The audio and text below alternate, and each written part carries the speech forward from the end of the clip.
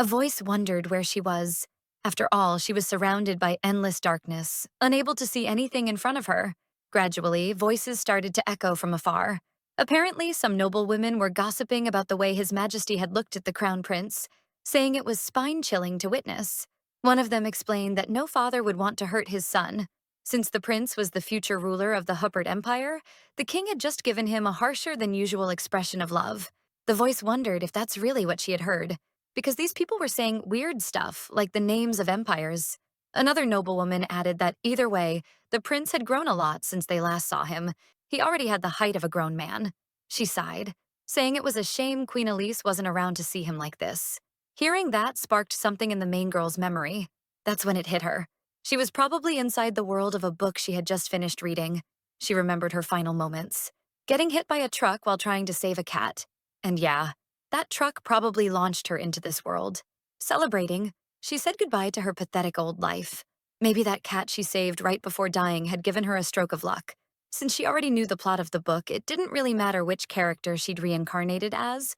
Her success was guaranteed. She started wondering whose body she ended up in. Maybe a stylish villainess? Or an elegant daughter of some royal family. Being born into a rich family would definitely make things easier. But even being a countryside girl had its charm. She thought back to how hard her past life had been. So in this new life inside the novel, she was gonna live it up. Luxury style. While she was lost in all these thoughts, a boy appeared from behind some bushes. He reached out his hand and grabbed something. Confused, she suddenly noticed her body was lifting off the ground. Panicked, she tried to say something, but only a meow came out. Shocked by the sound that left her mouth, she had to face reality. She thought she'd be the protagonist, or maybe even the villain. She would have settled for a side character or background extra. But nope, not even human. As the boy stared at her, she realized she had turned into a tiny cat, smaller than the palm of a hand. Her hands were covered in soft white fur. Wait, she should probably call them front paws now. She remembered how, in her old world, cats were loved by everyone. But in this novel, things were very, very different. The book was called Souls Devoured by Darkness. She had read that tragic story on a friend's recommendation. The obsessive psychosis of the female lead toward the male protagonist was described in painful detail. It was the kind of thing that both captivated and haunted readers. Even so, she remembered rooting for them to end up together. And she also remembered all the lore. Huppert was the biggest empire on the Demeter continent. It was where Cillian Gunther Reinhardt, the male lead, would become emperor. When the empire was founded, an old priest had made a prophecy. It said cursed cats would bring ruin to the empire. Because of that, villagers hunted those animals down. Scared citizens searched every corner of the land and wiped out every cat they could find. Centuries passed. Now, you wouldn't find a single whisker anywhere in the entire kingdom. The prophecy had been fulfilled, and the empire thrived in peace and prosperity. So, yeah, knowing all of that, of course she had to be reincarnated as a cat. In Huppert, kids were taught from a young age that cats were evil creatures and should be killed on sight. Now she was trembling in this boy's hand, totally convinced she was about to die. Just then, some soldiers came over, asking if something had happened to His Majesty. He calmly replied no and waved them off, saying he wasn't feeling well and they should go hunting some other day. They nodded and left. Still in the boy's grip, the little cat had zero doubts now. Looking at him, he matched the novel's description perfectly. In Huppert, only royals had red eyes. And among the royal family, only one guy could have inherited Queen Elise's iconic ebony hair. The insanely handsome young man who had caught her could only be one person, Cillian Gunther Reinhardt, Crown Prince of the Huppert Empire. He was known in the novel as the bloodiest tyrant to ever exist. And now that he knew about the prophecy, it was obvious. As soon as he realized she was a cat, he was going to kill her. But that wasn't fair. She hadn't even been part of the destruction the cats were blamed for in the Empire. She was just a poor human who died trying to save a cat. She tried to somehow send that message to His Majesty, that inside this tiny cat body was actually the soul of a human. But, well, being a cat makes communication just a little too hard. Hearing the creature in his hand meowing nonstop, the prince wondered what it was trying to say. Thoughtfully, the young man pointed out that the animal was a cat. Well, yeah, kinda obvious. Frozen in place, the little cat realized that maybe he had never seen one before. He probably only knew cats from drawings and illustrations since they were supposed to be extinct in the Empire. She tried to explain she knew the future of the Empire and how it would fall, but no matter how hard she tried, she was still just a cat meowing like crazy. The prince kept staring at her, now with a darker look in his eyes. Suddenly, she felt herself land on something soft. She realized she was now inside the prince's pocket, wondering what the heck he was doing. Already inside the palace, she could hear footsteps and wondered where he might be headed, waiting anxiously without even seeing the world outside. Maybe instead of the garden or somewhere outdoors, he wanted to kill her somewhere else? A hand reached toward her and placed her on a table. He sat across from her while she feared her end had finally come. The prince said the creature looked a bit different from what books described. Its teeth didn't even reach past the chin, and the claws didn't seem scary at all. He wondered if it was just because she was still a kitten. The protagonist thought, what the hell did this world think cats were supposed to be like? As he poked at her, the prince added that, despite all that, the books did get one thing right. This creature was talented at hiding its evil nature behind cuteness to trick humans. He kept watching her shake nonstop as he stared her down. He said it made sense that people thought cats were adorable. That statement left the girl totally stunned. Cillian stared thoughtfully at the little cat in front of him. Then he reached out his hand and asked her to give him a paw. So she did. Next, he told her to roll over and give him a high five. Finally, he asked her to bite his finger. That last one made her take a step back. Was he just looking for a reason to kill her? Hesitating, she walked toward his hand and bit him really gently, more like a kiss than a bite. Cillian stared at his finger silently. Then he said it was kinda weird, because it really felt like this animal could understand everything he was saying, which made her the only living being who did. As the dinner table was set, the prince wondered what kind of food he should give this little thing in front of him. The kitten wondered why he was calling her this thing. Like, did he think she was some kind of object? Still, it seemed like he had decided not to kill her, for now, since he was thinking about feeding her instead. As he poured milk into a dish, the girl thought, considering she was supposedly the cat that would destroy the empire, according to the prophecy, she was lucky to even be alive. Apparently, the prince looked to be around 18 or 19. In the novel, he got crowned right after becoming an adult. That's when the story started. So she figured she must have been dropped into the timeline before the novel actually began. He set the dish in front of her and told her to eat. Even though her stomach was growling, she remembered that cats can get stomach aches from drinking human-made milk. But in the end, she decided to drink it anyway. To her surprise, the milk tasted amazing. And tossing aside all human dignity, she started drinking like there was no tomorrow. Grabbing a napkin, the prince said that everyone claimed cats were smart and cruel, but this one in front of him looked more like a pitiful little mess. As he wiped her off, he pointed out that she was so fragile, he could probably break her by accident. The kitten wondered if that was supposed to be some kind of insult. As he stared at her, Cillian questioned how something so tiny could possibly kill anyone. Nearly in tears, the protagonist thought, "That's exactly what I've been trying to tell you." Someone knocked on the door and called out to His Majesty, apologizing for the interruption. The prince hesitated for a second before the door opened. Then, he quickly grabbed the kitten and shoved her into his coat pocket. Stuffed into his jacket like that. She got that he had to act fast. But did he really need to be that rough? Ugh, the stupid prince. She heard someone ask if they had interrupted his meal. A young lady spoke to the prince, saying that since His Majesty had enjoyed the meal she prepared for him yesterday, she came to thank him in person. And so, the young woman with a jaw sharper than an isosceles triangle continued, saying she was worried about his lack of appetite, but happy to hear he'd eaten the meal she prepared.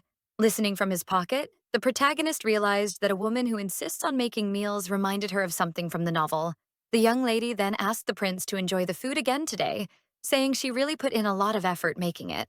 Hearing that soft and delicate voice, the girl remembered there was only one person who would push so hard to feed Cillian. Someone who'd do anything to satisfy her hunger for power.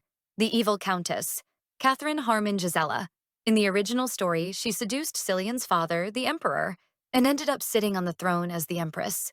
Catherine asked the prince if he had lost his appetite again. This same woman, at only 20 years old, was gifted the entire state of Gisela by the emperor. The protagonist remembered how the main character had a hard time dealing with her because of her intelligence and influence.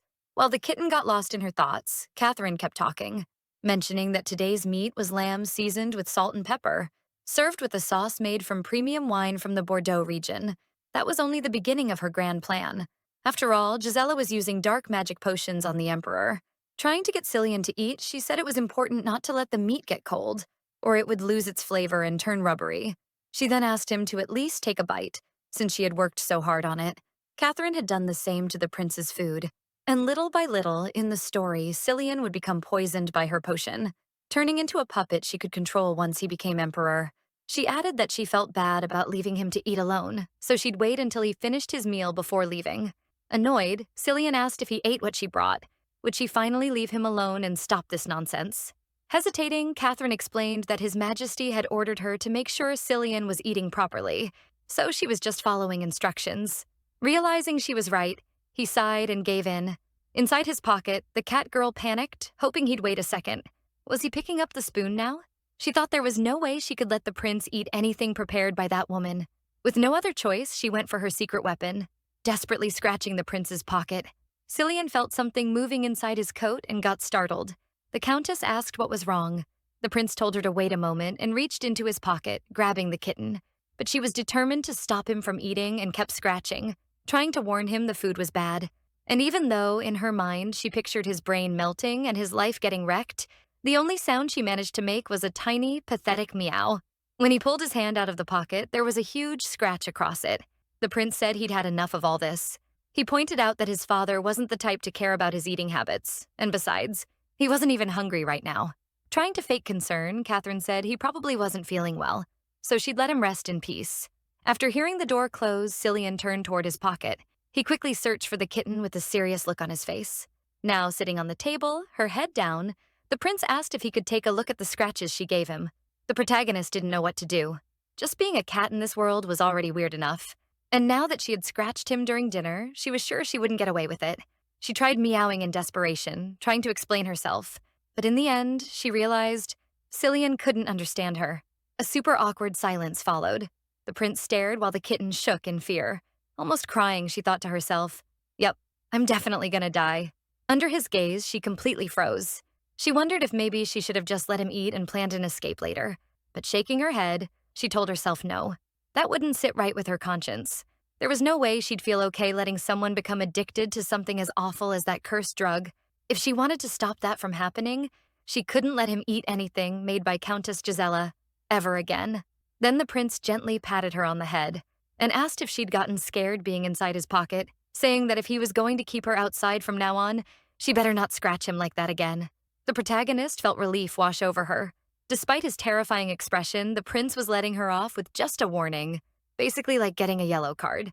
Grabbing his fork, Cillian said he was going to return to his meal.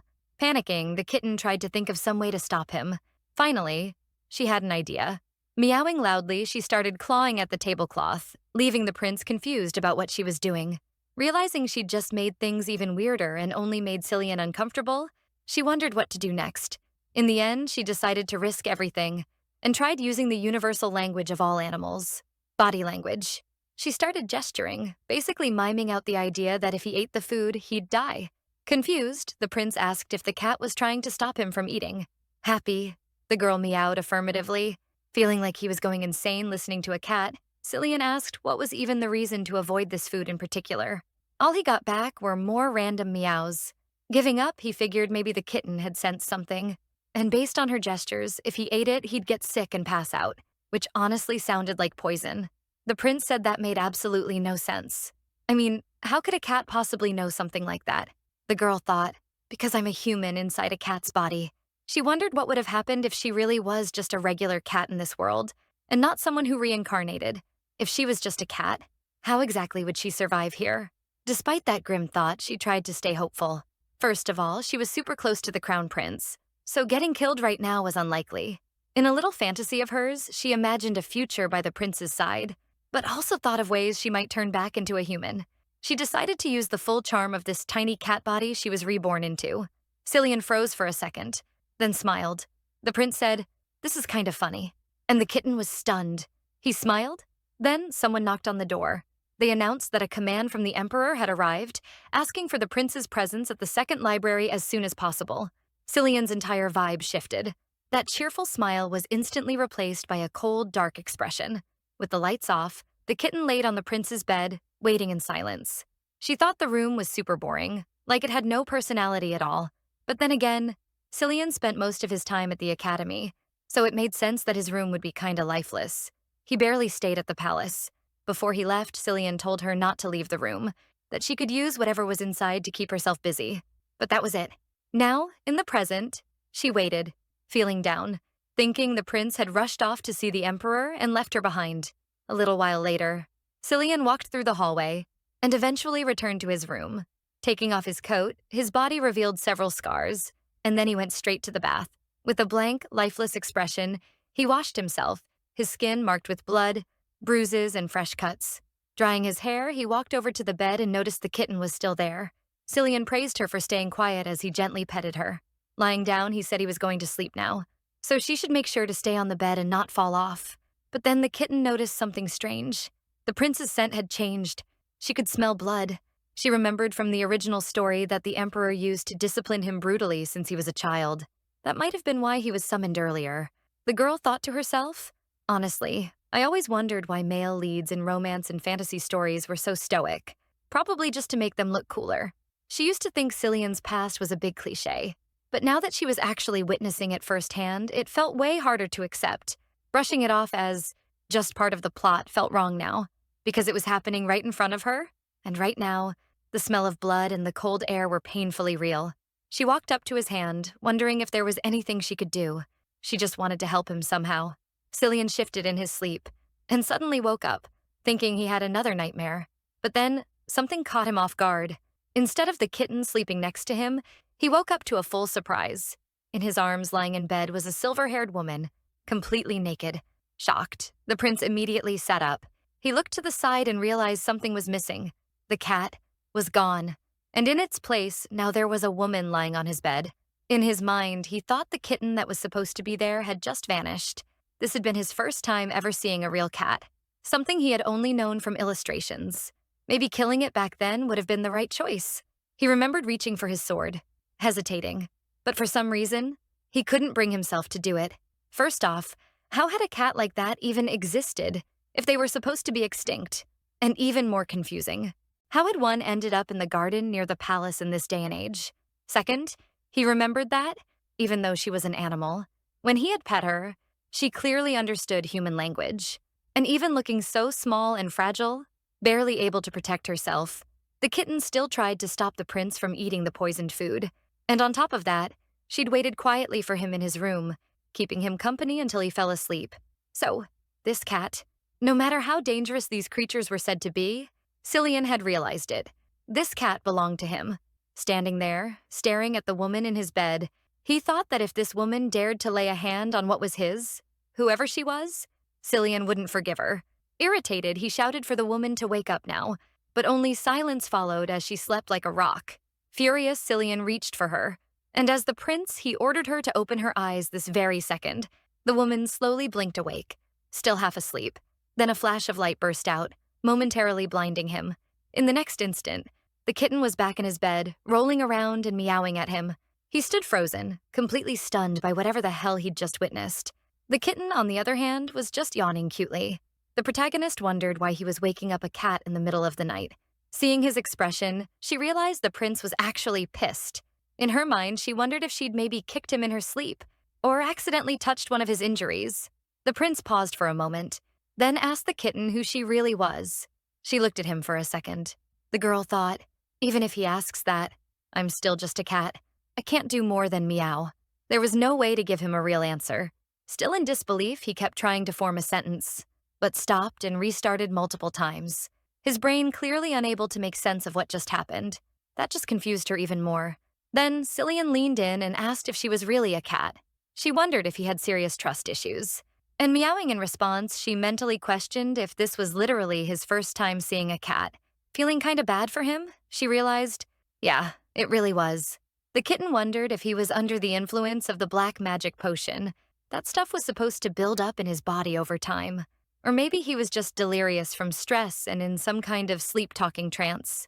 She remembered reading in the story about an antidote, but the only person who knew about it was Countess Gisela, and unfortunately, she took that info to the grave. So now the girl had absolutely no idea how to give the prince that antidote. Cillian said that if she revealed her identity now, he'd go easy on her punishment later. Hearing that, the girl went full cat mode, scratching behind her ear, licking her fur, acting like she was just grooming herself.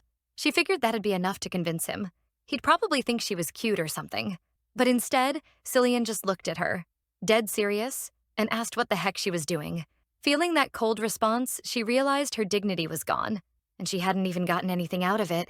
Walking toward him, she thought if her kitten cuteness didn't work, maybe it was the potion messing with him after all. Climbing into his hand, she started licking him, hoping maybe it'd help purify the black magic inside him. Cillian hesitated for a moment, then sighed and gave up. Throwing himself back into bed, he figured there was no point interrogating her anymore. He wasn't going to get any answers either way. Realizing he had given up, the girl plopped down on the bed too and figured she might as well go back to sleep. The prince tucked her in and gave her a few gentle pats. She wondered why he was wrapping her so tightly in the blanket, but then shrugged it off. Feeling sleepy again, she drifted off. A few seconds later, the same flash of light appeared again. Startled, the prince stared in shock. What the hell was happening? Right in front of his eyes, the kitten was transforming into a woman again.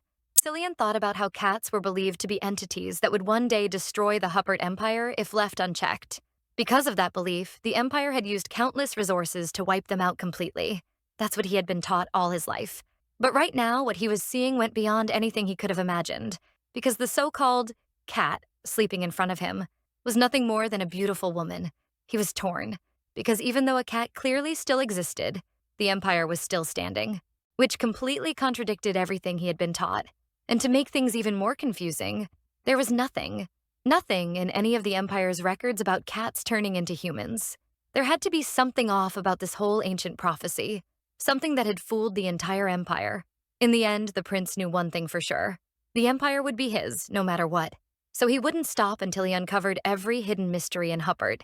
Sitting deep in thought, with the woman still lying beside him, Cillian gently ran his hand through her hair.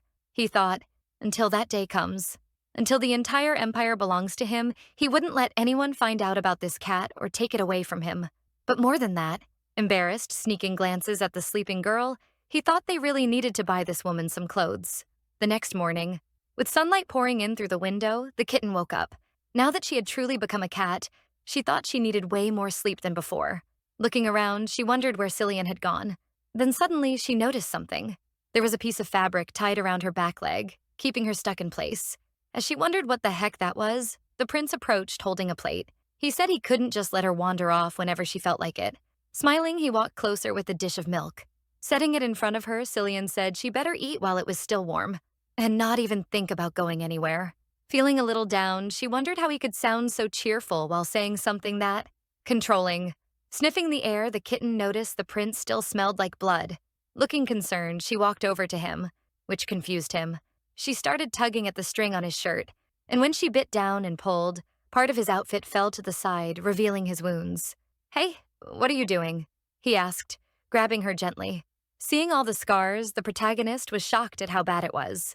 The prince was known as the Empire's top martial arts and swordsmanship master, so seeing these brutal injuries, she wondered why he never fought back. It was strange that the Emperor, praised for his strength in the original story, was now the one violently abusing his own son during childhood. The girl thought, sure, Cillian was the tragic male lead, but that didn't mean he had to go through such a hostile and violent life. So finally, she walked up and meowed at him, then jumped onto him with her paws raised, looking a bit mad. Seeing this, the prince asked, "What are you doing now?" Then added, "Are you upset because I'm hurt? Is that what you're trying to say?" Looking at her, Cillian smiled. He said it was weird that she acted like a person and yet still thought she was a cat. As he said it, he kept petting her in his lap. In his mind, he wondered, was she trying to trick him? Or did she really not know what she was? He said they needed to head out now. They had something to buy, which left the kitten totally clueless. Later, inside the carriage, she looked out the window and felt alive for the first time in ages, finally seeing something other than the prince's room. She saw people walking around in their old-timey outfits, and it hit her. This really was the world of a novel. Suddenly, the prince pulled her back from the window, scolding her not to put her paws there. She reluctantly agreed with a small meow. The carriage stopped, and the coachman announced that they'd arrived at their destination. Two people greeted them, saying it was an honor to receive the prince, and proudly mentioned that this was the most popular clothing shop in all of Claude City. Meanwhile, inside the prince's pocket, the kitten wondered why he'd bring her to a clothing shop. Did he need her for something? As they stepped inside, Cillian noticed some masks on the counter. He asked what they were for, and a woman explained they were accessories for the upcoming palace masquerade ball. They were still being made, which is why they hadn't been placed in the window display yet. The girl figured the prince must be getting ready for that ball. And maybe, just maybe, he wanted her opinion as a woman. Cillian said he'd walk around on his own for a bit to check everything out, and dismiss the staff. The attendant agreed and stepped away. Then the prince said the kitten could come out now. So she did. Immediately. She was startled by the luxury of the clothes all around her. Everything looked insanely expensive. Then the prince told her to pick something she liked. For a moment, she was just confused. But then it hit her. The young man went on, saying he didn't really know what women usually liked. Meanwhile, the kitten was panicking inside. They were standing in the pajamas section. Why on earth did he want to buy someone pajamas? Cillian said it was a gift, but that only left the protagonist even more confused. She wondered who this woman was that the prince might want to give a present to. Her thoughts wandered for a while, and she came to one horrifying conclusion. It might be Countess Gisela, the same one who had poisoned his food. She questioned if Cillian really wanted to give cute clothes like those to the Countess. And yeah, she admitted that Gisela was stunningly beautiful. Like the kind of beauty that could make anyone fall in love at first sight. Plus, they were only 3 years apart in age. But still, she thought they were supposed to be enemies. The woman had taken her mother's place in the palace, so there was no way they were ever on good terms. She wondered if maybe he had fallen for her just because of the meals she cooked. Totally horrified, the protagonist panicked at the thought. The prince had no idea what kind of poison that woman was feeding him. While she was spiraling, Cillian asked if this was enough, but the kitten started meowing like crazy again, trying once more to warn him that the Countess was using magical poison. But of course, he couldn't understand a thing. Cillian asked if she didn't want to buy them, saying they needed those clothes. She shook her head violently, but the prince just laughed, teasing her. What, are you jealous? You thought those were for someone else? In the end, she just meowed back. In his mind, the prince thought she really didn't know about her condition, that every time she fell asleep, she transformed into her human form. Smiling to himself, he figured it'd be better to keep that secret for now. Leaving the shop, they returned to the carriage.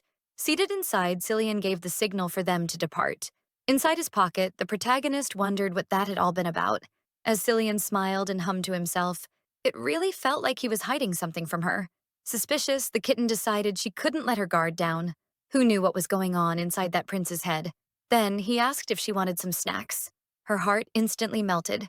Placing a little treat on the cushion with a napkin, Cillian watched as the kitten happily munched away. Noticing he was staring, she meowed and wondered if he wanted a bite, or maybe she'd eaten too much. Patting her head, the prince replied he didn't like sweets and told her to finish it. While enjoying the affection, the protagonist suddenly realized something. She needed to stay sharp. At this rate, she'd start acting like a real cat, in both behavior and mindset.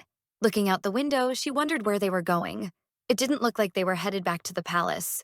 Then, with a more serious tone, Cillian told her to listen. He said that once they arrived at their destination, they were going to check something out. But no matter what happened, she wouldn't get hurt.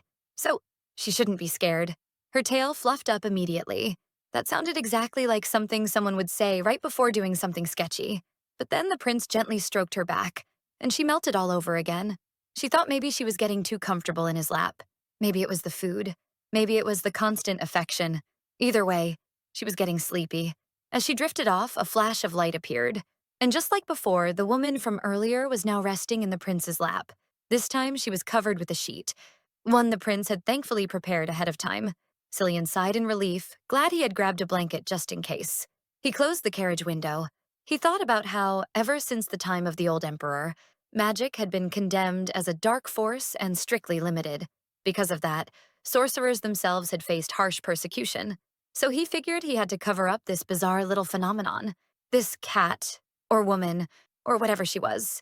The truth was, Cillian still didn't know what to call her. She slept peacefully in his lap as he gently tightened the blanket around her.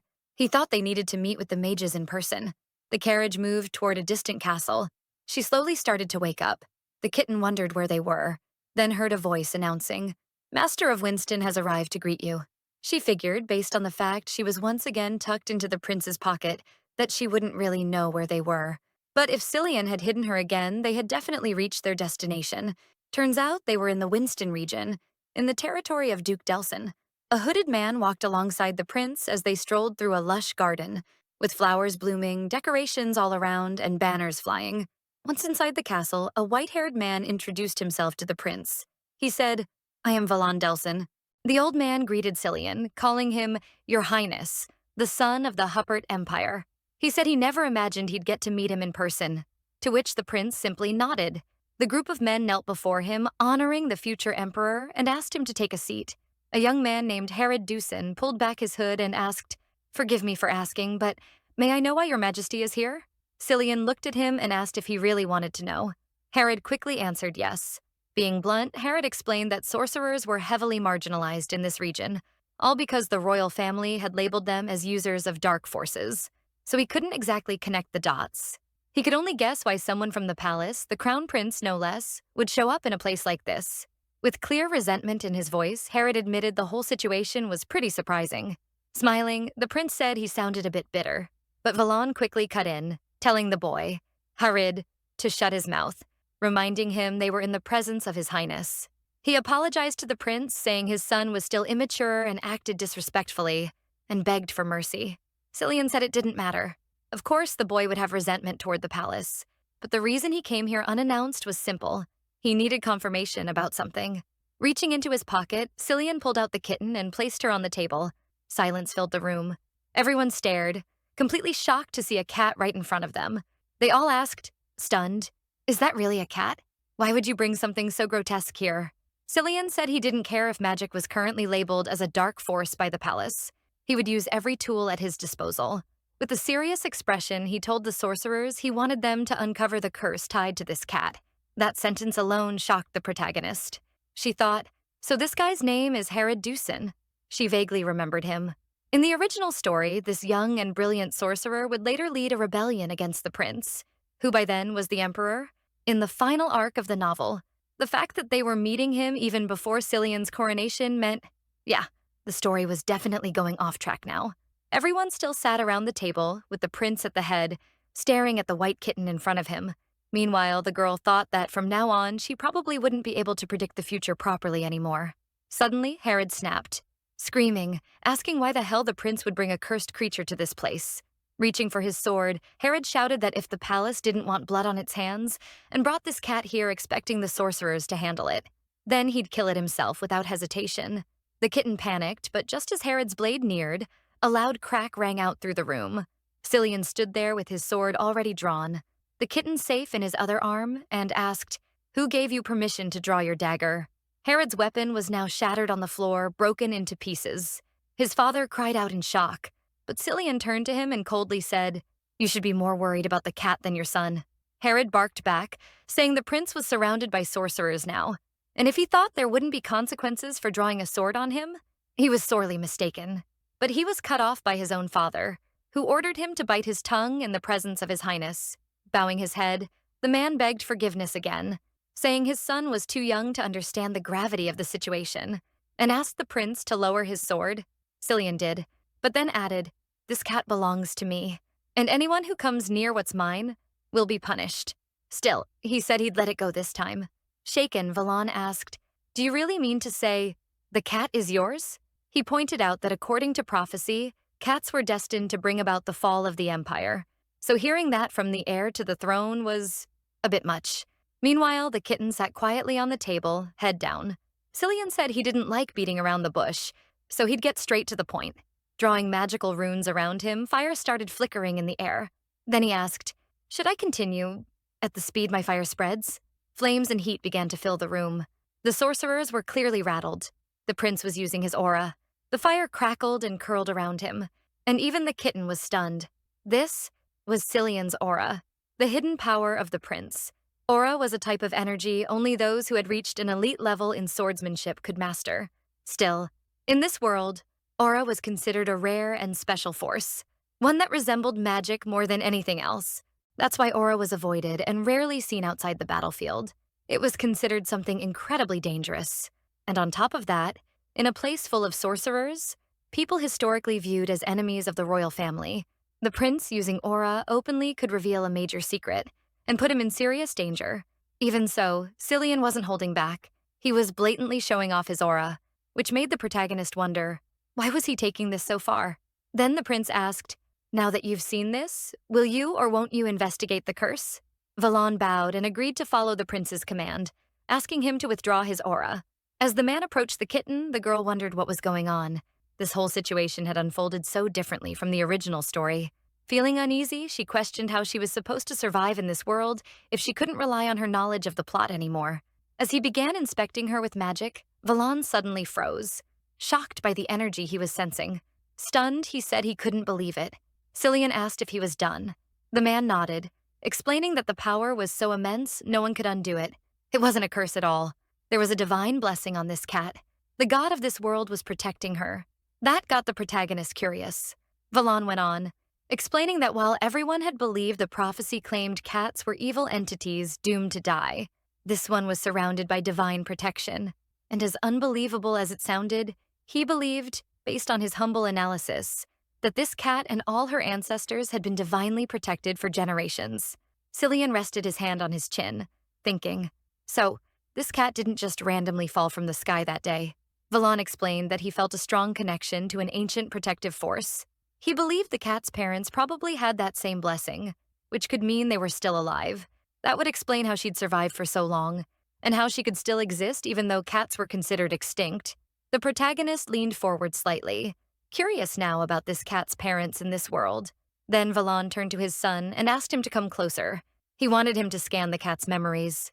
Herod scoffed, saying he hadn't learned such a complex spell just to use it on a mere animal. That earned him a quick scolding from his father, who reminded him that he'd taught him all living beings are equal. Grumbling, Herod gave in and apologized to the prince for his behavior. Then he hesitated, asking if he could dare to touch the paw of something that belonged to his highness.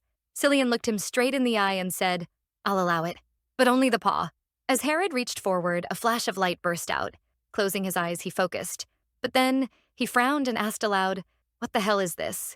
He was seeing the grand palace garden, the majestic castle, familiar scenery, and behind it all was Cillian, right at the beginning of the kitten's memories. Opening his eyes, Herod said this was really strange. There was nothing else, just the castle and the prince. Cillian asked, what do you mean nothing else? Herod replied, I mean exactly that. The only human in the cat's memories was Cillian. He added, every single memory is tied to his highness. Cillian asked what that meant. The sorcerer explained that it looked like the kitten had lost all of her past memories. The prince was deeply intrigued. Why was he the only person she remembered? He then asked if they had learned anything else about the divine blessing, but the sorcerers told him it was impossible to investigate any further using magic. The divine power inside the cat was blocking any deep magical probing. They'd need to use less conventional methods for further research. Cillian nodded and said he'd start investigating curses that went beyond the known prophecy. Valon explained that he believed the original text of the prophecy had been destroyed long ago, but the prince insisted. If they worked together, they could uncover something. Everyone sat around the table. Herod hesitated, then admitted, I think I get it now. The real reason your highness came here wasn't just about the curse. Cillian let out a sigh and agreed. As crown prince, he was here to make an official proposal. He placed a letter with the imperial seal on the table. Opening it, they saw it was a contract. Cillian asked them to review it carefully. Shocked, the sorcerers recognized what it was. They saw the sun emblem of the empire stamped on it. They asked why he had chosen them. Cillian answered plainly, the Delsons were the only mage family that never bowed to the royal family, not even after centuries. He continued, and I need people who don't lower their heads so easily to the crown. And that's why he needed to make them an offer that would actually benefit them. Valon asked what kind of offer that would be, and while the protagonist kept her eyes on him, the prince responded that he intended to reopen the academy. That line alone instantly shocked both mages, clearly catching them off guard. Cillian explained that the former emperor had shut down the academy to eliminate any potential opposition coming from the mage faction, and regardless of that, reviving it now seemed like the best way to form an alliance with the count's order. The mage warned that doing so might endanger the prince, but Cillian quickly replied that he would handle everything himself, and all he asked was for the man to focus on training new mages. He went on to say that, as everyone probably already knew, the empire was barely holding itself together by the end, and now it seemed like there were secrets hiding in the shadows. Secrets that had something to do with that cat. Cillian knew that fixing everything would be difficult, but his mind was already made up. He declared that if they placed their trust in him, he would personally bring back the glory and success that mages once held. Valon then pointed out that, for a mage, a contract meant absolute surrender of their life and power to their master. After all, mages could only unleash their most powerful magic once bonded, but that came at the cost of losing their sense of self, making them completely dependent on whoever they served. Cillian answered honestly that he wasn't going to pretend this was about some grand ambition, like building an empire. He simply wanted to uncover the truth, because what they had seen so far completely contradicted the prophecy, and that alone made him curious about the secrets behind all of it. The sorcerer admitted that this definitely wasn't something to take lightly, but after exchanging looks with his son, both gave a nod. Then Valan declared, loud and clear, that he, Valan Delson, would dedicate his life to whatever His Highness commanded. As soon as the words were spoken, magical chains shot out from the paper, sealing the contract. From that moment forward, Cillian was officially his master. After 500 years, they were finally welcoming a new master into their household. The prince smiled and commented on how Valan had just called him master, then turned to Herod and said he had a first task for him, something the young mage quickly agreed to, full of anticipation. But what Cillian pulled out next caught everyone off guard. He took a pair of pajamas from his bag, leaving the two mages in front of him utterly confused. Herod asked what those were for, and the prince explained that he wanted him to enchant the clothes so they'd automatically adjust to fit whoever wore them. Herod muttered, trying to understand why on earth anyone would need that kind of enchantment, but as soon as he saw Cillian's serious face staring him down, he shut up and agreed, visibly nervous. He then stepped into a magic circle drawn on the ground and started casting. After some time, he finally announced that the spell was ready. The clothes would now perfectly fit whoever wore them, regardless of who it was. The prince complimented his work, said that was all for today, and announced it was time to leave. Back at the Imperial Palace in Cillian's room, he called the cat over and held up the pajamas, asking her to put them on. She stared at him, completely confused. Weirded out, the protagonist thought to herself, why on earth would a cat need human pajamas to sleep in? That made no sense at all. Shaking her head, she told herself there was no way she was doing that. It looked incredibly uncomfortable. She loved curling up in those soft, fresh sheets without anything on top, and she couldn't believe the prince expected her to give that up. Being stuck in this world inside a cat's body was already depressing enough. No way she'd give up one of the only perks of being a cat, which was sleeping naked without judgment. In her head, she was passionately protesting for animal rights and the freedom to sleep however the hell she wanted. But all Cillian saw was her meowing over and over. The prince tilted his head and asked if she really hated it that much, and she let out an annoyed, affirmative meow. Then he asked if she would ever wear them at all, and she gave the same answer, still a very clear no. Smirking, he warned her not to regret it later, which confused her, but she didn't think much of it. Later that night, Cillian gently laid a blanket over the silver-haired girl, smiling as he told her, I warned you to put something on. The next day, still in the castle, spring was beginning to bloom. That meant Cillian had officially turned 19, and by now, according to the original storyline, he should have already ingested a dangerously high amount of Countess Gisella's black magic potion. Following the plot, around this time he should have started feeling severe exhaustion, overwhelming pain, and begun developing a deeply ominous aura around him. But strangely, the protagonist couldn't help wondering, why did he look so happy and healthy? Meanwhile, Cillian sat casually sipping his tea. She questioned whether he might have some kind of secret super regeneration ability she hadn't heard about before, because honestly, he looked great. Placing a small dish of milk on the table, Cillian told her to finish drinking it, and she meowed her agreement. Suddenly, a tapping sound hit the window, drawing her attention. She looked up and saw a large bird. It was a white eagle with something tied to its leg. Cillian acted like nothing had happened, saying casually that something had just arrived. The protagonist hesitated, wondering if maybe Cillian actually knew the eagle. She questioned if things like that were supposed to be normal in fantasy worlds. Opening the window, the bird flew in, and Cillian took what was tied to its leg. It turned out to be a letter, which he immediately began reading. Letting out a sigh, the prince said, today really wasn't his lucky day, but at least he had received a letter saying she wouldn't be able to see him. He figured that was better than being left in the dark without an answer. Talking to the bird, Cillian said it must be tired and should have some water. The kitten questioned whether eagles were always this obedient. The bird looked directly at her, and she froze, a little freaked out. Moments later, the eagle took off into the sky. Cillian said its name was Mikio, and that his mother had given it to him after taming it herself. He also added that the reply needed to be sent back by the end of the day. Now fully alert, the kitten thought that apparently this eagle was the only reliable way to send letters around here. Petting the top of her head, the prince explained he was going to visit His Majesty the Emperor, and that she'd be fine as long as she didn't leave the room, something she agreed to. As he walked toward the Emperor's chambers, Cillian recalled the letter he had just read. In it, someone referred to him as their dear son and apologized for canceling their meeting so abruptly. The person explained they had to travel to the region of Tanessa for rehabilitation, but insisted it wasn't anything serious. They called him the son of Rupert, telling him not to worry about his mother and to focus solely on his responsibilities and duties as the future ruler. The letter ended with a prayer to the sun and a signature. Elise, Cillian's mother. Outside, the sound of a weapon startled the birds. Near a fallen, bloody lion, several guards stood by. One of them commented that the beast hadn't reacted when whipped, but finally collapsed after being shot. Another man said this was an impressive tribute sent from the continent of Labar. That man was none other than Adolf Reinhardt, Emperor of the Huppert Empire. He casually remarked that it was pretty fun to toy with prey like that. Sitting beside Cillian, he began sipping from his teacup. The prince said he had lost his appetite, and that was enough for today. The animal should be taken to rest in the plains. The guards agreed and began dragging the crate containing the lion's body.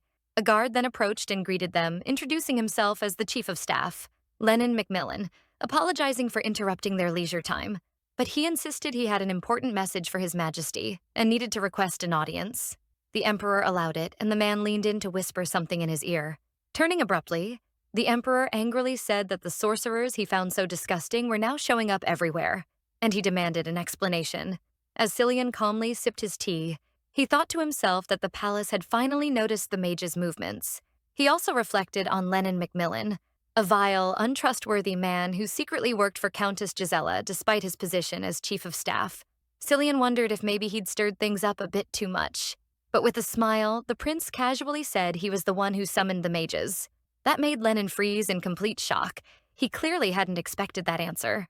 The man shouted, demanding to know what in the world the prince was thinking, summoning mages like that. Cillian calmly replied that he believed it was necessary to keep them close and observe them. Lennon asked what he meant by observe, and Cillian simply said that's exactly what he meant. He explained that aside from the nobles, most citizens relied on mages whenever they were struck with illness or smaller problems. Because of that trust, he wanted to use the mages, those already trusted by the people, to make the palace appear stronger and more loyal in the eyes of the commoners. And he added that he was doing all of this for his father, the emperor, although that last part was probably a lie. Laughing, the emperor said the boy was right. Adolf agreed that Cillian was doing a fine job supporting his father, finding it absolutely admirable, and he laughed even harder. Then he turned to the chief of staff and asked if he agreed. Clearly terrified, Lennon nodded nervously and said that the love between His Majesty and the prince was deep and sincere. While the emperor kept laughing, footsteps echoed from the side. A woman approached, asking if there weren't too many guests around today. It was none other than Countess Gisela. Upon arriving, she told the chief to leave, saying she had just come for a pleasant cup of tea, but it was way too loud with so many people around. Nervously, the man agreed and began stepping away, and in Cillian's mind, all he thought was that the guy was nothing more than a pathetic loser. The emperor then asked what brought her there, since he thought the countess would be busy organizing the masquerade ball. The woman explained that she'd heard a rare black lion was being shown at the greenhouse, so she came to see it. Then she looked around and asked where the lion was. The prince replied that it had been sent to the plains and she was free to go visit it there if she wanted. Either way, the emperor asked how the preparations for the masquerade were going, and the countess replied that she was doing her best. She said that if only Her Majesty the Empress were still around, she could have taken care of it herself. That comment clearly annoyed the prince, but the emperor just laughed, saying what good was someone who was more focused on her rehab than her royal duties. He added that Catherine would be enough on her own. The woman laughed and said he was as heartless as ever. Then she turned to the prince and asked if he thought the same, looking for his opinion. Cillian replied that regardless, he had no doubt the countess would do a great job. But inside he was thinking about how utterly irritating everyone in that palace was. He wondered if he should just kill them all, but quickly shook off the idea. It was still too early. Killing them now would be way too kind. Instead, he'd slowly choke the life out of them, until they begged him to end it. Back in the prince's room, the protagonist noticed someone entering. The door had opened, and she wondered if Cillian was already back. She then started hearing some coughing sounds and got up to see what was happening. She saw that Cillian seemed to be feeling sick. She wondered if something had happened during the tea gathering, or if Countess Gisela had poisoned the food again. Black magic potion side effects included pain and vomiting, and that food could have easily been laced. She paused for a second, remembering that in the original story, Cillian began showing signs of addiction to black magic potions right around when he turned 19. And nervously, she realized, that's exactly how old he was now. As she watched, the prince started undressing. She thought to herself this was the point in the story where he should be experiencing his worst pain, the kind of pain that would drive him to kill his own father and take the throne. He wandered around the room silently, ignoring her, with a blank look on his face, then collapsed onto the couch nearby. The protagonist felt sad. It wasn't fair. He was still so young, and yet he had to bear all this pain with no one around to even notice. It wasn't that he was great at hiding it. It's just that no one was close enough to him to care. Nobody at the palace protected him. All this time, Cillian had been protecting her while she was vulnerable. But he was only human. He couldn't carry everything alone. So she decided to do whatever she could to help. She grabbed the little dress Cillian had bought for her, climbed up using a pillow as a step, and dropped the clothes onto his sweaty head. First, she needed to bring his fever down. She emptied a nearby plate of milk and messed up some clothes. By the end of it all, she was totally exhausted, but she'd finally managed to help, and the fever was going down. She thought to herself how much she wanted to sleep in the big bed again, but realized she'd accidentally knocked down the pillows Cillian had stacked so she could climb up. With no way to reach the bed and not many other options left, she slipped into the enchanted outfit they'd made earlier with the mages. Feeling drowsy, she chuckled to herself. Now she was a cat in a dress. If anyone saw her like that, they'd probably laugh their heads off. She kept thinking about Cillian, wondering if this counted as a reward for sparing her life. Then, a flash of light filled the room. The next day, with the sun rising, Cillian woke up and noticed something on his head. Grabbing it, he realized it was a tiny dress, damp with sweat and water. Standing up, he wondered if, could it really be what he thought? Had the kitten actually taken care of him while he was passed out? Turning to the side, he saw the silver-haired girl, wearing pajamas and sleeping on the floor. Smiling, he figured she must have looked after him until she passed out herself. Kneeling down beside her, he quietly said that apparently, she was the only one who supported him in this hellhole. Meanwhile, the girl began to mumble in her sleep. Cradling her in his arms, Cillian said she'd catch a cold if she kept sleeping on the floor, and that would force him to take care of her next. He picked her up and placed her gently in bed, then lay down beside her in the end. Brushing her hair, he asked softly if he should reward her for being such a good girl. Then he said a name, Renette, meaning Little Queen. Since, at least inside that room, she acted like a queen giving him orders, that's why the prince decided to give her that name. Little by little, the protagonist began to wake up. Right after that, the prince pinched her nose. Still groggy, she wondered if she was in the bed and how long she'd been asleep. Next to her, the prince asked how she slept, calling her Renette at the end. A bit unsure, she meowed at him, and the young man said that would be her name from now on. She actually got a little excited about it. After all, in this world, she hadn't been given a name yet, and the name Cillian had chosen for her was Renette. She suddenly stood up and meowed desperately, trying to ask if he was okay. And somehow he managed to understand her thoughts, replying that he was fine thanks to a certain cat who'd taken care of him. So, as a thank you, he'd given her a name. Putting her paw on her forehead, the protagonist thought she was happy to hear that. Then the prince said that to truly show his gratitude, he wanted to tell her something, which left her totally confused. He said that, to tell the truth, she actually turned into a human while she was sleeping. Shocked, the protagonist was completely speechless. Then he added that in that state, she was also naked. Silence hung in the air as she stared at him, the word naked echoing through her mind. She completely freaked out and started trembling, meowing like crazy. And then finally, the tension snapped. The sound of shattering glass echoed through the room, followed by a loud, screeching meow. Still in the room, Cillian called out to her, but she just turned her back and flicked her tail angrily. The prince asked if she was never going to look at him again, and in her mind, she thought, obviously not. He had seen her completely naked, and that upset her a lot. Based on how he described her, she found the whole thing deeply embarrassing. He sighed and reached out his hand toward her, saying he wanted to explain why he hadn't told her before, but all he got in return was a scratch on his hand. He was caught off guard. The protagonist realized she'd messed up. That was just a reflex. She didn't mean to hurt him. He grabbed his coat and said she should rest and try to feel better. He was heading out to work. The cat got a little anxious, wondering if Cillian was upset about the scratch. Looking at his hand, Cillian thought that, even with his guard up, the most she could do was leave a small mark on his skin. He slid a ring onto his finger and finished getting dressed. The prince said he was heading out and told her to behave and stay quiet. Flicking her tail on the carpet, the protagonist felt a bit restless, wondering when he'd come back. She thought that what just happened was her fault, and she really wanted to apologize when he returned. Suddenly, she heard whispers coming from the door. Then a voice said they needed to find anything that could cause problems. She froze for a second, and the door opened. Terrified, she realized someone was entering the prince's room at that hour without even knocking. Some maids came in, and a woman pointed out that they didn't have much time. Judging by the prince's personality, he wouldn't talk to the Lavern embassy for very long. That woman turned out to be none other than Countess Catherine Harmon Gazella. The protagonist thought, sure, she knew the emperor favored her, But even so, she definitely shouldn't be allowed to enter the prince's room and search for things whenever she felt like it. In the end, the cat hid under the prince's bed. The woman said she'd heard he visited a boutique, so there had to be something related to a woman in there, and they needed to find it. The protagonist wondered what they meant, but then remembered it was the clothing store where they bought the pajamas. The women following the countess seemed a bit hesitant. One of them approached, apologizing and asking the countess why it was even her concern if His Majesty was seeing a woman. She was worried it might backfire if they spoke so openly about it. The countess turned to her and addressed her by name, Lady Anaros, and asked who had given her permission to even think. The woman stood there in shock like a statue. But the countess went on, saying all she needed to do was follow orders. Pressing her fan to the woman's chin, she said she shouldn't waste her time or go against her commands. The woman apologized again, and the countess resumed her mission. Then she asked if the woman really believed the prince was dating a noble. The countess was sure that whoever the crown prince was seeing wasn't from a rich family. After all, if she were an aristocrat, they would have seen her around the palace already. But he met her at a clothing shop, which meant her background didn't allow them to be seen in public together. So Catherine ordered that anything remotely suspicious be brought to her. The women agreed, while the protagonist thought she'd be totally screwed if they found her. They searched for a while, but in the end, the maids reported that they hadn't found anything unusual. That made the countess furious. She called them useless and cursed them out for not inspecting the room properly.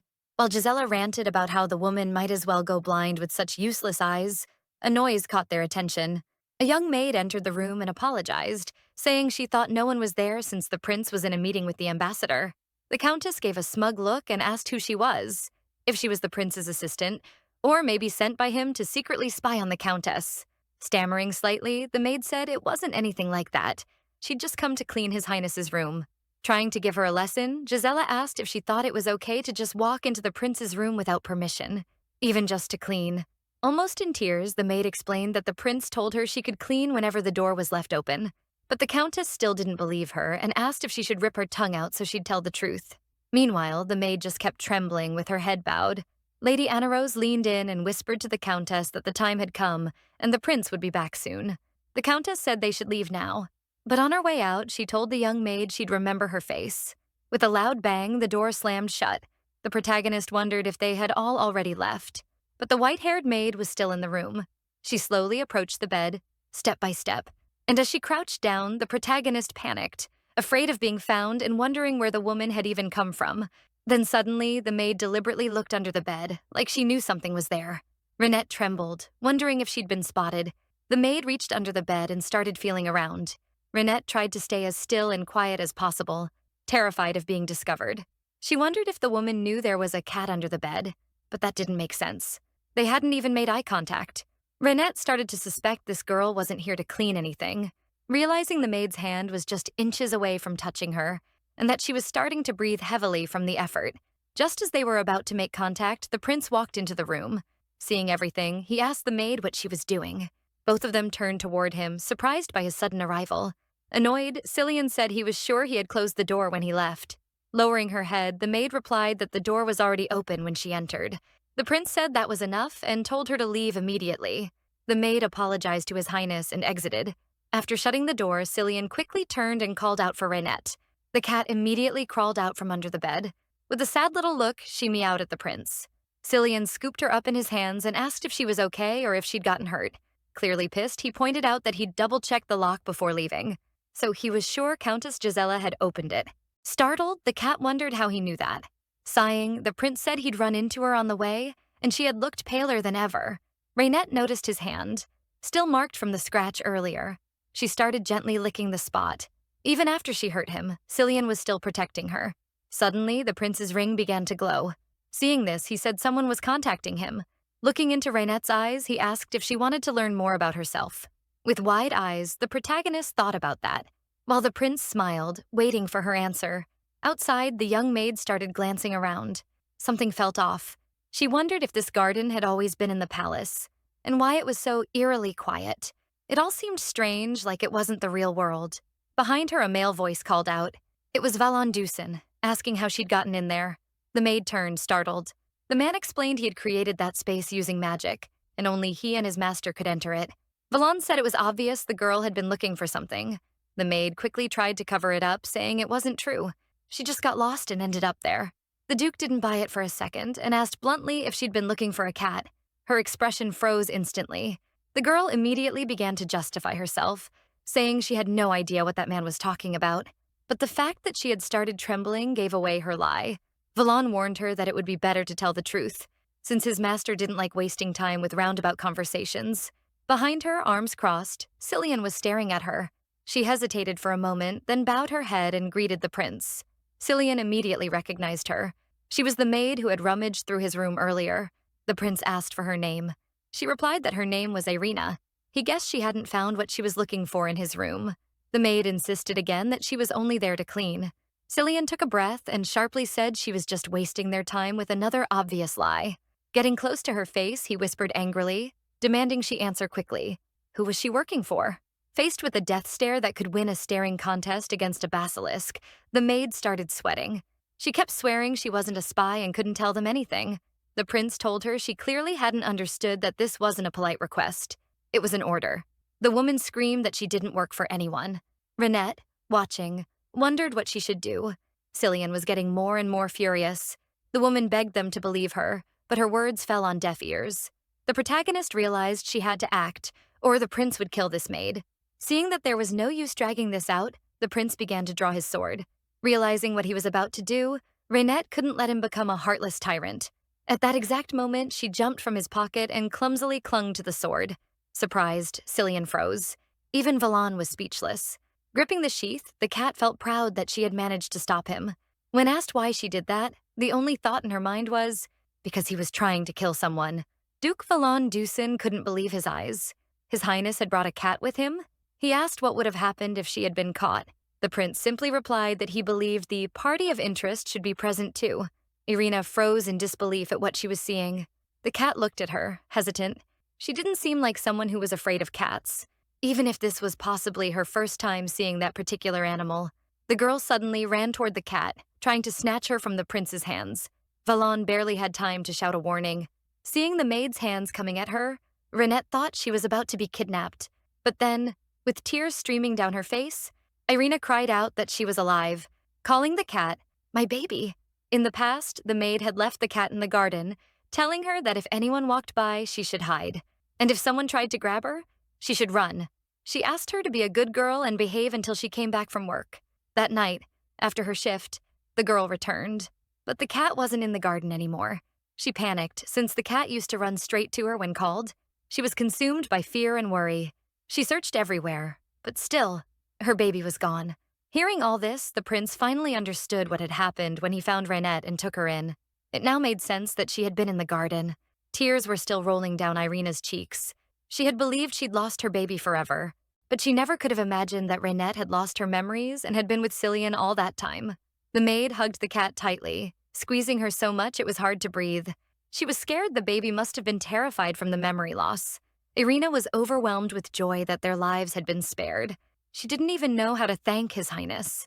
Cillian said that since the girl was Renette's mother, that made her a cat too, which meant she could thank him by answering some questions. The maid agreed without hesitation. Meanwhile, Valon was confused by that logic, still trying to connect the dots between the girl and the cat. The prince asked if there were any other cats besides the two of them, but Irina said no, that wasn't the case. After the prophecy was announced, cats started being hunted. Even mages had come after them. At that time, all the other cats had been killed. Cillian asked if she meant the prophecy that said cats would bring about the end of the world. Irina explained that after one case claimed cats were killing children and sacrificing them to a demon, they were branded as demonic creatures. Hearing that, Renette hoped this was all just a story.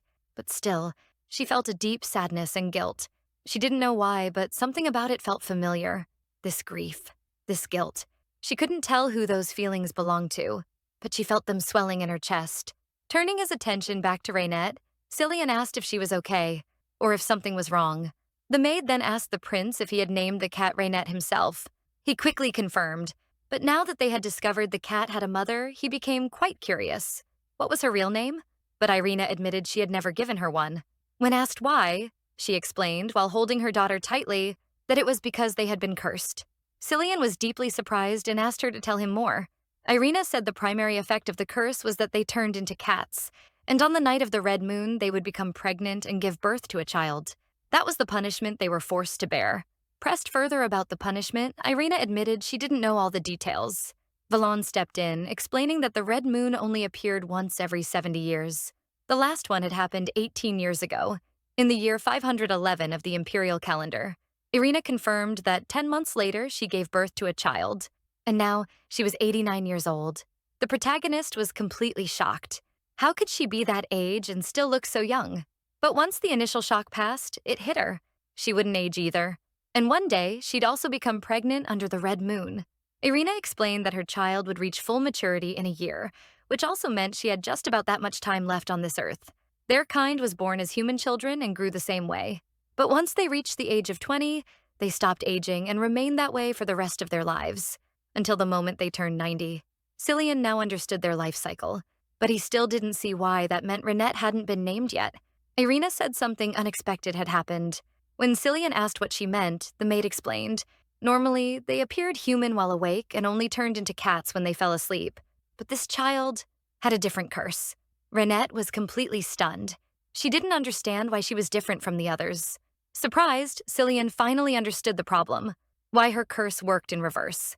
Because of that, Irina had wanted to name her only after solving the issue, but she had found no answers, and couldn't bring herself to name her daughter just yet. Cillian said nothing like this had ever happened before, and the maid agreed. He asked if she had any leads or thoughts. Irina explained she hadn't found anything, but believed there might be one place where the information they needed was kept. The prince asked where. Trying to speak, it was obvious Irina was extremely nervous. After all, she had just revealed both her and her daughter's secret to the prince of the empire. Raynette placed a paw on her hand, showing she trusted her and stood by her side. Holding her daughter's paw, Irina turned to His Highness and asked him to take her to the imperial archives. For a moment, Cillian didn't understand the request. Irina clarified that yes, she knew entry was forbidden, but it was the most likely place they could find even the smallest piece of information. Both were silent for a few seconds. Turning to Valon, Cillian asked if he could teleport them there, startling Irina. Valon replied that it was possible, but he was worried they'd be caught. Cillian promised he would handle that part himself. Smiling, Irina felt deeply grateful to His Highness, but the prince told her there was no reason to thank him. He was doing this to uncover the truth for himself. Still, he asked the maid what her plan was. She didn't understand what he meant. Cillian then brought up Renette. Now that the cat had reunited with her family, did this mean she would have to say goodbye to the prince? Irina said she had one request for His Highness. She wanted the cat to stay with Cillian until they reached the imperial archives. The prince asked why. She explained that as just a servant, it would be very hard for her to hide her baby, calling her by the name Renette as well. The woman was convinced her daughter would be safer with the prince, just as she had been all this time. Reaching out his hand, Cillian gently picked up the cat, promising to take care of her for the night. He then gave instructions. They would go to the imperial archives the following morning, asking Valon if it would be difficult. The mage said it really wasn't. Bowing, Irina said she had no idea how she could ever repay all the help she was receiving from the prince. Cillian, confused, asked why she was crying. Renette wondered, was he really okay with letting her go so easily? That night, after carefully scanning every corner of Cillian's room, the cat thought, this might be the last time I ever see this place. Or him. Hearing the click of a door, she turned around. When he stepped out of the shower, the young man noticed the cat was still awake and asked if she had been waiting for him.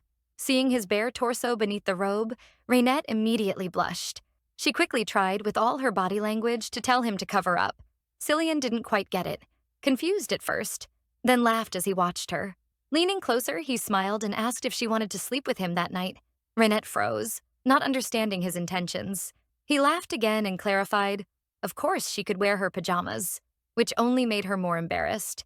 That night, just like before, Renette lay beside the prince, resting on a pillow next to him. She couldn't sleep for a long time, her eyes fixed on him. Eventually, Cillian noticed and asked if she was asleep, startling her. In a panic, she pretended to be asleep, curling up and staying quiet. But the prince reminded her that she turned human when she slept, so it was pretty obvious she was still awake, something that completely caught her off guard. How could she forget something so important? Cillian sighed softly, then admitted that ever since she started sharing his bed, his nightmares had stopped. Gently stroking her fur, he whispered that, even though it was a little late to say it, he was truly happy to have her. She gave him a soft kiss on the tip of his nose. She felt the same way, but since she couldn't speak, that kiss would have to be enough. As both of them enjoyed each other's quiet presence, she silently thanked him for staying by her side. In her human form, she was now sleeping in his arms, but even in her dreams, one thought lingered. She didn't want to part ways with him. The next morning, Cillian, now dressed in a more formal outfit, stood with his arms crossed, annoyed that Valan was late. The mage apologized, explaining he had to sneak past the guards, then asked if Cillian hadn't brought the cat with him. A little paw peeked out. Raynette waved at them. Valan questioned why hide her if no one else was around. Looking down, Cillian said it was just because she was shy. So shy she'd tremble from embarrassment even in his pocket. Her mind, however, was still stuck on last night, still trying to process what the hell had just happened. Cillian covered his face with his hand while she squirmed in his pocket. Getting the hint, he assured her that he wouldn't say anything to the others. Irina arrived last, apologizing for the delay. Finally, the group was complete and ready to go. Turning to them, Cillian warned, this wouldn't be an easy trip, and in the blink of an eye, they teleported to the Imperial Archives. Cillian was stunned by how weak the security was in a place that housed the Imperial family's secrets. Herod explained that there were a lot of magical blind spots and weaknesses in the palace's defenses. That comment made the prince uneasy, but he said it was something he'd make sure to fix once he became emperor. He ordered everyone to look for anything related to cats, and so they began their search. While digging through the shelves, Herod remarked that although the palace's defenses were weak, they'd done a pretty good job hiding documents. Cillian snapped back at him, irritated, telling him not to insult the Empire. When asked, Valan said he hadn't sensed any magical tomes so far, so their only option was to keep looking and try harder. Crawling out of Cillian's pocket, Raynette was stunned by the massive sea of books and shelves. She thought it would take forever to examine everything. Irina spotted her daughter and asked if she had found anything. Sadly, Raynette meowed a quiet, no. Irina clutched a heavy tome about prayers from the great empire of Huppert. Valan suddenly told them to wait. He could feel a strange energy radiating from the book. Cillian didn't think the contents seemed particularly special, but as he read further, he realized it might actually be a prophecy. It spoke of someone who had stolen precious souls, who would spend 8 days in darkness and welcome the 9th night. The maid suddenly gasped. This was the exact prophecy she'd heard years ago. Her mother once told her she was the 8th child, and if this was the prophecy she thought it was, then the 9th child was none other than her own little Raynette. The cat couldn't believe it. Was she really the 9th child of prophecy? She decided to double-check the text. Maybe she had missed something important. Suddenly, the book began to glow as a radiant beam of light burst out from it. When she touched it, Raynette heard a voice. As if being pulled into the book's very essence. The voice asked, "Can you hear me, child?" She was inside the book. Someone had sealed their power within it, hoping to tell their story to the child of the 9th night. Someday. If they were talking about the future, the cat figured, this was probably a message from the past. Turns out, Raynette's arrival in this world had been foretold. She was the one destined to save the Empire. Those words felt strange, though, since according to the prophecy, cats were supposed to be destroying the Empire, not saving it. Not to mention, her curse was different from all the other cats. But the voice said that was the proof. Raynette was the 9th child. In that strange book space, she was asked to find the true prophecy, the one that had been damaged. Floating through the void, she felt completely lost. She didn't know who was speaking or where she was supposed to look for this prophecy. The voice explained that Raynette was protected by divine blessing and had the power to fix everything. It wished for her to find the original manuscript, break the chains of her curse, and end the suffering. It also said, if she ever met her descendant, she had to help them see the future. And just like that, the voice bid her farewell and wished her luck. Multiple voices echoed faintly in the distance. Just static. Impossible to understand. But slowly, Raynette began to return to her senses. She woke up to the prince shouting her name, eyes still drowsy. He was overjoyed that she was okay. She had been unconscious for a long time. Valan chimed in, saying that both she and His Highness had blacked out at the same time. Now that she was awake, Cillian said it was time to explain everything. In the background, the Duke and his son whispered to each other. Herod said someone had poured their entire magical power into a book. Only high-ranking archpriests could ever dream of pulling that off. And judging by everything they were saying, the name started to sound familiar. Cillian and Raynette looked at each other, wide-eyed. Then the prince asked the big question, who could it be? Someone explained that the original scroll of the prophecy had been damaged a week after it was created. The priest who died protecting it was a man named Fabian Nellis. It would make sense then. He was likely the one who left that final message. Raynette thought that must have been the man who reached out to her inside the book. Cillian suddenly stood tall. He had made a decision. When asked, he declared it. They would find the descendant of Fabian Nellis, no matter where he was, no matter who he was. They'd find him, no matter what. A carriage rolled down the road. It had been 5 days since that declaration. Thanks to Valon, they had located the boy pretty quickly. They were almost there. Still, Raynette didn't look happy. From her expression, Cillian could tell something was bothering her, and he asked what it was. She was extremely uncomfortable. Cillian had put bunny ears on her, and apparently that was supposed to disguise her tail too. The prince didn't see a problem. She was a cat, and it was dangerous for her to be outside. So he said it made perfect sense for her to pretend to be his pet bunny. He asked her what she thought, but Raynette could only tremble in shame. This was, without a doubt, the most humiliating moment of her life. She tried to meow in protest, but that only made Cillian laugh harder. He thought she was absolutely hilarious. When they arrived at their destination, Cillian was taken aback. They said the descendant of Fabian was 16 years old, but the place reeked of alcohol, and rats were running around. Valon confirmed. This was the right spot. As soon as Herod opened the door, they saw someone tossing a boy into a corner. The boy yelled, demanding the money he was promised. His attacker just laughed and told him to get lost. Cillian was stunned. That boy? That was Fabian Nellis's descendant? Herod confirmed it. He was the only living one. His name was Sanua Nellis. Meanwhile, the boy and the drunk man kept yelling at each other. But just as the drunk was about to punch him, smack! A loud sound echoed through the room. Blinking, Sanua had no idea what just happened. The prince had stepped in, gripping the man's head as he held him down on the floor. He told the boy he'd give the drunk 100 gold coins. Then, looking down at the man, Cillian added, "If 10 coins gave you the right to punch someone, then for 100 I should be allowed to break your neck." He tossed the man aside and warned, if he ever hit anyone again, he'd be searching for his own head rolling on the floor.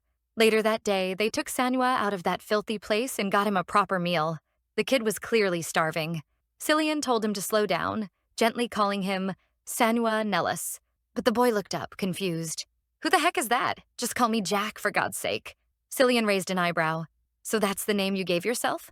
"Yup," the boy replied. "Jack." From inside Cillian's pocket, Raynette peeked out, still wondering if this guy could really be the descendant of a legendary archmage. Once his stomach was full, Jack finally asked, "So, what do you all want with me anyway?" After all, they had helped him and even fed him, but Jack never made deals without giving something in return. That's why he told the prince he was at his disposal, as long as Cillian told him what he wanted. Still silent, Cillian gestured to Herod.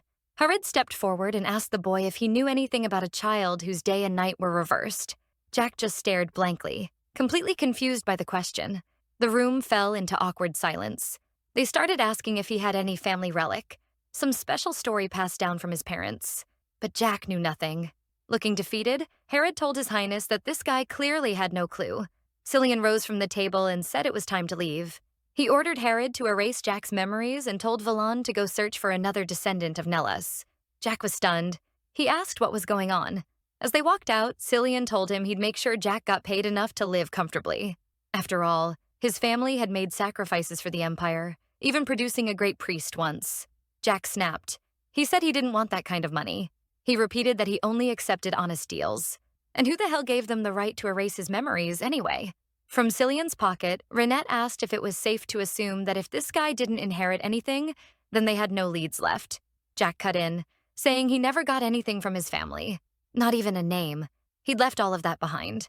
That gave Raynette an idea. What if the thing passed down by Nellis wasn't a relic or a story? What if it was the family itself? Suddenly it clicked. She had a plan. With a swift leap, Raynette jumped out of Cillian's pocket. Jack screamed. "What the hell? Was that a bunny or a cat?" Tearing off the bunny ears mid-sprint, Raynette launched herself at the boy and bit him. Hard, right on the cheek. She needed his blood. The blood of the Nellas bloodline. Jack let out a scream loud enough to wake the whole neighborhood. Then, everything shifted. Raynette felt her perspective change. Silver strands of long hair slipped through her fingers. Jack looked up and froze, the bite mark still fresh on his cheek. In front of him wasn't a cat anymore. It was a girl. Both of them stood frozen, in total shock. Raynette was still on top of him. And right on cue, the overprotective prince swooped in. Cillian yanked Raynette away by the waist and told her not to get too close to that guy. He tossed his jacket over her, covering her body. Jack just kept shouting in disbelief. A cat turned into a person? This isn't real. How is everyone so calm? Raynette felt a bit spooked. This guy was way too loud and way too close. Harriet stepped up behind Jack and silenced him. Valon turned to Raynette and asked how she even guessed that would work. Beaming, she explained, "There's one thing that can't be stolen, broken, or lost with time. People. The bloodline itself." Valon nodded, saying the high priest Nellis must have passed down the key through his distant descendant. Finally, Jack realized what had happened. The cat had turned human. Thanks to him. He smugly demanded a proper reward for that. The mages immediately told him to shut up. Off to the side, Cillian quietly watched Reinette in her human form.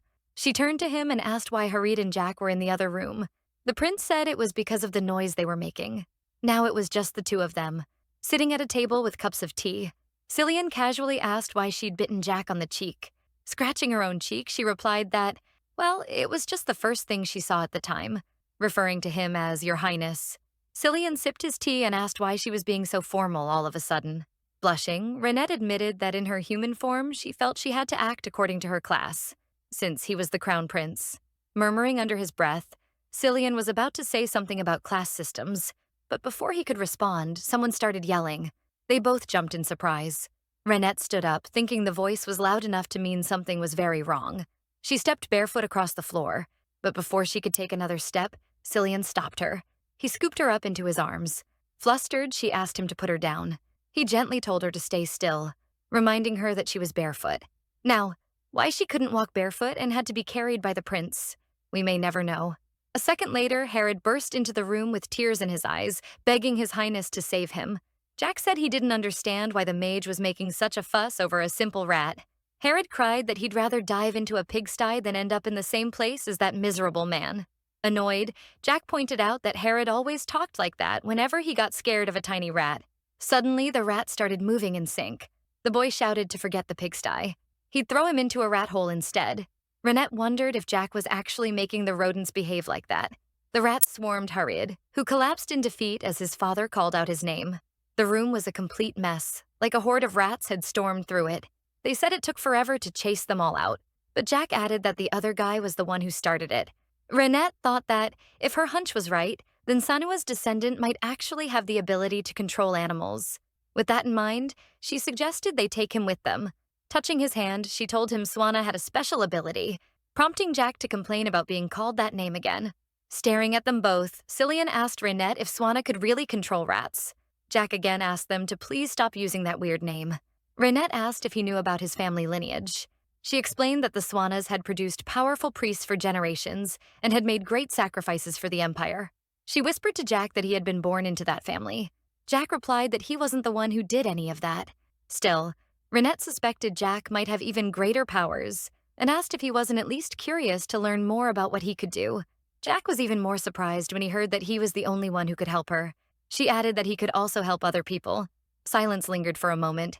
A little embarrassed, Jack simply asked that if he turned out to be useless, Reinette wouldn't take back her words. Taking his hand, she nodded, thanked him, and said she wouldn't. Just as Jack was about to complain about being called Swana again, he noticed something. Reinette's vision was starting to blur, like the ground was shaking. She saw Sanua's face getting bigger and bigger. Clinging to the boy's hand so she wouldn't fall, she wondered if she had turned back into a cat. Speaking with Valon, the mage and Cillian both agreed. Of course she was a cat. The prince asked the mage why she had changed back. Valon said he had a theory. He suggested it could be due to the sudden drain on Sanua's energy. Grabbing the boy's shirt with just his fingertips like he was disgusted, Harid called him ungrateful. Cillian commented that they'd now have to wait until the boy recovered his strength to check again. Duke Valon agreed. There wasn't much else they could do for now. Meanwhile, the two teens were glaring at each other in the background like stubborn children. The prince said the best plan was to leave Sanua at the Deucin estate and asked to be notified once the boy regained his strength. For now, he and Reinette would return to the palace. Back at the imperial estate, Irina saw the prince's carriage through the window and wondered if they had managed to solve the curse or not. Another maid approached, calling her by name. Irina turned around, surprised. The woman said she was being summoned to the reception room. A little hesitant, she explained that Countess Gisela was the one calling her. Hearing that, Irina froze in fear, wondering why the Countess wanted to see her. Cillian was already pissed off by the whole situation, but he had more matters to handle when he returned. He asked the cat how she was feeling. Reinette tried to say she was fine, but the moment she took off her dress and flopped onto the bed, it was clear she was completely drained. Stroking her head, the prince told her he'd be back soon. But for now, she could rest. Irina knocked on the bedroom door, and the prince told her to come in. She apologized for the sudden appearance, but said she had something to report. Cillian and the cat looked over at her. In another room, Cillian was fuming. He couldn't believe the Countess had approached Irina and tried to force her to spy on him. Taking off his glasses, he left the room. Closing the door behind him, Cillian muttered that now he couldn't trust anyone in the palace anymore. The place was exhausting. Walking down the hall, he thought to himself, actually, there was still one person he could trust. When he got to the room, he noticed how unusually quiet it was. His face grew serious. Then, out of nowhere, he heard a meow. Renette immediately ran toward him, clearly overjoyed by his return. A soft smile appeared on his face. Cillian gently picked the cat up in his arms and suggested they go take a walk together. That night, they went out together into the garden. The prince asked if the cat was enjoying herself, and Renette let out a satisfied meow, clearly loving the walk. The trees bathed in silver-blue moonlight, and the lake shimmering under the moon made a beautiful sight in her eyes. That cool but gentle landscape reminded her of Cillian. Sitting on the grass, the prince said he had something for her. He handed her an envelope. The young man explained that it was a letter from Irina, her mother. With a hint of sadness in his voice, the prince said she had already left and didn't get the chance to say goodbye in person, so she asked him to give her daughter this letter. He added that the maid had been worried about Renette the entire trip. Looking at Cillian, Renette thought he was probably thinking about his own mother's letter too. He looked pretty sad. She placed her paws on him like she was trying to comfort him. With a small smile, the prince said she always knew how to calm him down. He figured the reason he stopped having nightmares must have been because of her ability. But Renette, looking skeptical, thought that was probably not it. As nice as it sounded, she doubted she'd gained such powers out of nowhere. The young man went quiet for a second, and to her surprise, Cillian started taking off his shirt. Renette instantly covered her eyes with her paws, but the prince asked her to look. Timidly, Renette started to open her eyes. He said he wanted her to see it for herself. To her shock, all of the scars on his body were gone. He could have just shown her the scar on his hand disappearing, but no, he probably just wanted to mess with her a little by taking off his shirt. Smirking, the prince teased her, saying if she stared any harder, she might burn a hole in him, making her blush even more. Anyway, he explained that he'd started noticing this odd change ever since he began sleeping next to her. More specifically, since they began spending more time together. She was taken aback. It was just a theory, he admitted. Maybe it was all just coincidence. But even if it wasn't, Cillian said Renette was still special to him. She felt so happy hearing that. She didn't know why, but it was just so comforting to hear. Even if she were just an ordinary person, she could tell she would still be someone special to him. Back at the palace, Cillian was greeted by the butler. The prince asked what they wanted from him so late at night. A bit nervous, the staff handed him a box of cookies.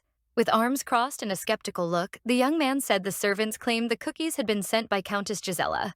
Renette flinched at the name and immediately backed away from the sweets. She used her entire body to express that he definitely shouldn't eat them. And so, Cillian started to suspect there really might be something sketchy going on. The cat knew perfectly well. If anyone was going to poison cookies, it would be Countess Gisela. The prince stood in silence for a moment. Then he called for Renette, who raised a paw in response. He asked if she remembered what he'd said earlier about his theory regarding her special ability. The cat meowed, clearly doubting he could really do something like that. But reaching for the cookies, he said he'd decided to try just one, to test his theory. After taking a bite, he said he'd find out soon whether or not he'd have nightmares that night. Renette was horrified by what she considered a Nobel Prize-winning level of recklessness.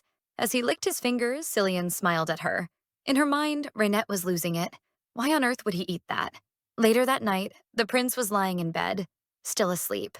Touching his forehead, Renette was relieved to see that he was okay and didn't seem to be having any nightmares. She'd been worried sick ever since that genius decided to eat the cookie. She hoped things would stay peaceful for the rest of the night. Feeling sleepy, she started to drift off. But suddenly, she had a vision. There was a dagger in her hand, stained with blood. Shocked, she wondered why she was even holding such a thing. She looked up and saw she had stabbed Cillian. Panicking, she couldn't understand what was happening. Her heart pounded and her vision blurred. She heard several voices accusing her. That she was cursed, that she was the child born to destroy the Huppert Empire, that she would kill everyone. With a gasp, Renette woke up breathless, realizing it had all been a dream. She quickly turned over. Cillian was there, right beside her, perfectly fine. He didn't seem bothered by any nightmares, but clearly she had taken them all on for him. That could only mean he'd been having those terrible nightmares all this time before she even showed up. Pushed to the edge and trapped in her fear, she thought, that dark magic potion clearly knew exactly how to torment its victims. A monster that would destroy the Empire. Those words played on her deepest fear. That maybe, just maybe, she really was that creature. Feeling down, she refused to believe it, but she couldn't stop the thoughts from creeping in. Still, if she really had the ability to drive away nightmares, then why had it only started working now? The next day, Cillian was writing a document while the cat sat on his desk. After a while, the young man asked Renette if she was really okay. She looked exhausted, so he wondered if she hadn't slept well. But the cat tried to deny it. He stared silently at her. Then he asked again. If it wasn't sleep, what was going on? Because she kept dozing off in little naps every now and then. Renette pointed toward the window, trying to say it was because of the sunlight. So Cillian raised an eyebrow, asking if she was seriously blaming the weather now. She insisted it was true. Though strangely sleepy, her head was spinning and she was having trouble breathing. That's when Cillian noticed something was really off. The weakness took over, and she started to lose consciousness. Worried, the young man moved closer and called out to her. Renette was about to fall off the desk, but just in time, he caught her. And instead of a cat, it was a girl in his arms. The young man called her name again. And as she slowly opened her eyes, she realized she had transformed back into a human. That's when she also realized she wasn't wearing anything. Quickly, Cillian turned around and took off his coat, handing it to her without looking, his whole face turning bright red. He told her to put it on while he kept his back turned. She wrapped herself in his coat and thanked him, still blushing like crazy. Then she said he could turn back around. When he did, he found Renette completely wrapped up in a blanket on the couch. He burst into laughter. Embarrassed, she asked why he was laughing. But turning dead serious, Cillian just replied, "Laughing? About what?" That only annoyed her more. The first thing the prince did was check if there were any messages from Valon. Renette asked if the Duke had any clue this kind of thing could happen.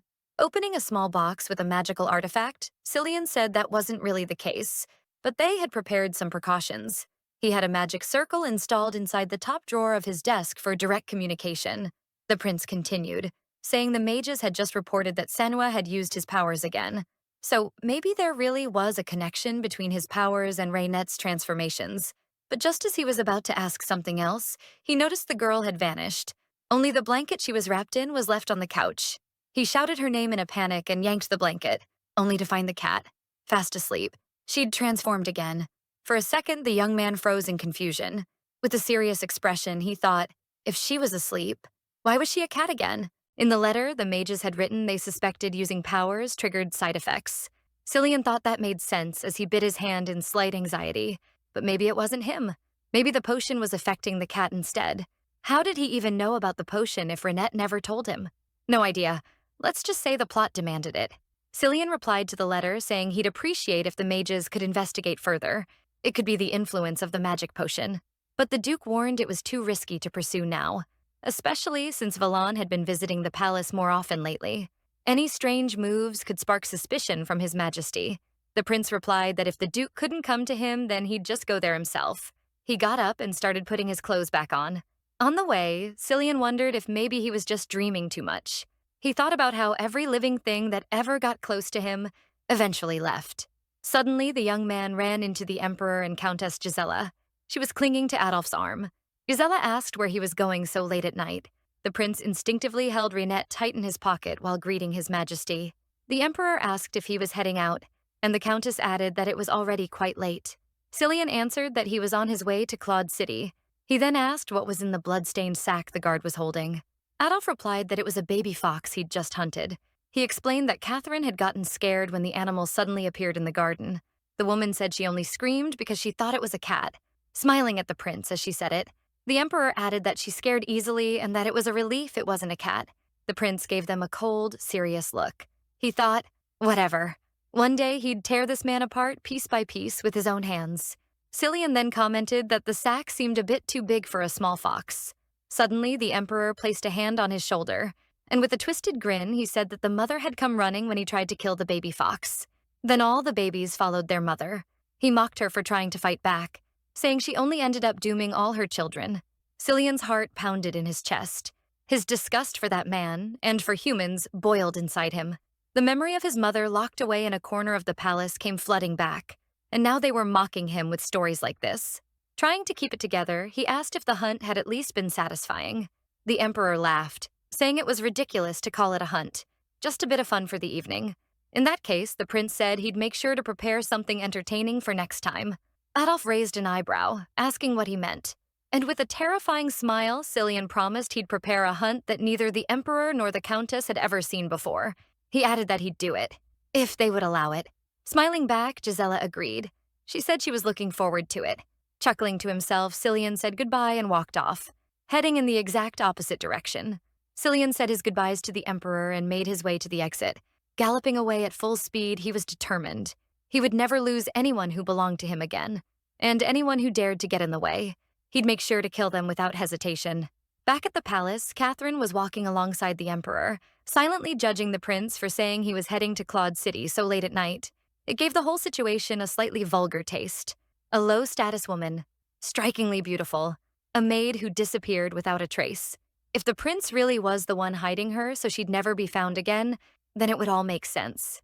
She then turned to His Majesty and said there was something she wanted. The emperor, arrogant as ever, told her to just ask. Whatever it was, she'd have it. Meanwhile, the villainess was thinking to herself, poor guy. He doesn't even realize. The more he tries to hide something he truly loves. And just as she asked the emperor to tell her where the baby fox had been hidden, she finished her thought. The more I want to find it and steal what he cherishes most. The wizard tells the prince that Herod will bring Sanua soon, so he must wait there.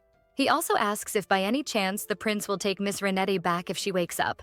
Annoyed, the prince asks why he wants to know that, but he explains that they have been fortunate enough to be carried like a cat until now. But what will happen from now on is very unpredictable. If she really stays in human form while she sleeps, it would be much harder to take her there. Therefore, Your Majesty should consider how right it would be to keep her in the palace, since it will be dangerous for both her and the prince. But he insisted that Renette will indeed stay with him. At that moment, Sanua arrives in the room. He casually asks how he will know how to wake a cat, and even jokes, asking if they have tried shaking the cat. But when he looks at the prince, he realizes that he is not so cheerful. Sanua feels a bit lost about what to do because he has no idea how he will wake her, but he needs to try. So what he can do now is try to put his power into her. However, when he does that, the only thing that happens is that she transforms into a human, and everyone becomes worried that she is still sleeping. The prince calls Harid, who is even startled, afraid of what might happen, and asks him to read Renee's memories as the prince suspects something. Harid approaches. As soon as the memories start to appear to Harid, he sees someone holding a dagger threatening another person, and suddenly this person uses the dagger against the man in front of him. Harid is shocked, not knowing what to say, and he says that in the memory everyone died. That woman killed everyone in the end. The prince cuts in, saying that she killed him in his memories, and Harid is perplexed to know how the prince knew that. He says it's because it's exactly what he dreamed every day before meeting Raynette and believes she is having the nightmare in his place. Sometime later, Raynette wakes up, startled. Someone beside her asks if she had a nightmare, and crying, she agrees. However, the faceless person says that she is still in the nightmare. The protagonist panics and starts running aimlessly around her. Voices say that it's all her fault since she killed everyone. Realizing that she won't be able to escape, she stops running. While crying, the voice says that because of her, everything will be in ruins, in addition to telling her to grab the dagger in front of her. A silhouette of a man appears, and the voice insists that she take the dagger. The voice orders Raynette to approach the man and pierce his heart, since if she does that, all the bad things and pains will go away. But before she approaches, Raynette manages to see that the silhouette reminds her of someone. It seems as if her dream gained color. She remembers the prince calling his name and saying that it's time to wake up. The next day, the prince caresses the protagonist's face while she suffers in her sleep. Finally, she opens her eyes, seeing the prince calling her. When she tries to call his name, something starts to choke her throat, making her cough uncontrollably. Cillian becomes worried as the girl cannot say a word, and she feels a great difficulty in breathing, which the prince notices. Approaching her, he tells her to calm down, that he will help her, thus kissing her gently, which helps Raynette stop choking for a moment, and she returns the kiss. Sometime later, Valant asks the prince if it wouldn't be better for her to rest a bit. However, remembering the events of the previous day, the prince says he has a plan, saying that he will bring Raynette back to the real world by force. Irina sighs as she closes the door to the protagonist's room. At this moment, His Majesty appears to see if Raynette is still sleeping, to which Irina sadly responds that, unfortunately, she hasn't woken up at all. Irina says she remembered what she wanted to tell her daughter. She recounts the story of the bleeding tree, a tale passed down through generations in the family, and that it might have some clue to break the curse. Cillian says he will inform Renette as soon as she wakes up. Informing that he will take care of her from now on, he tells Irina to rest. However, as soon as he enters the room, he comes across Renette freshly awake sitting on the bed. He runs towards her before she can say anything, afraid she might fall asleep again, and says that he was very worried while stroking her head, which makes Renette really feel like a pet. She says it's fine that he doesn't need to worry. Cillian then comments that his mother asked him to say something as soon as she woke up, about the story of the tree that bleeds, since she doesn't remember the details correctly, and during the time you were sleeping, they used the dark magic potion. But before he can finish telling things, Sanua opens the door as if it were something urgent. This surprises both of them, but the prince doesn't seem to like it at all. He jokingly asks why it took her so long to wake up, and that he spent that time practicing how to control his power, which is why she is able to stay in human form. Furthermore, he concludes that she is awake thanks to him. Renette laughs, thanking him for his help, while the prince throws daggers with his gaze. The protagonist remembers that the last time Samua used his powers, he felt unwell, so she asks if he is okay. The two argue about who is more worried about the other, while only worsening the prince's irritation, until Cillian reaches his limit and tells Sanua to leave the room, who, not understanding anything, is already outside. Sometime later, they are discussing Illumicedio, a potion that manifests your greatest fear in the form of a nightmare. Herod says that if Countess Gisela really made this potion, it means she has magical power. And if that's the case, the Royal Magic Department would keep an eye on her. So he concludes that she probably must have formed some kind of alliance with them. Renette says that the Countess has no magical power, and the prince asks how she knows that. She recounts that there was a time when the Countess entered the prince's room while she was in cat form.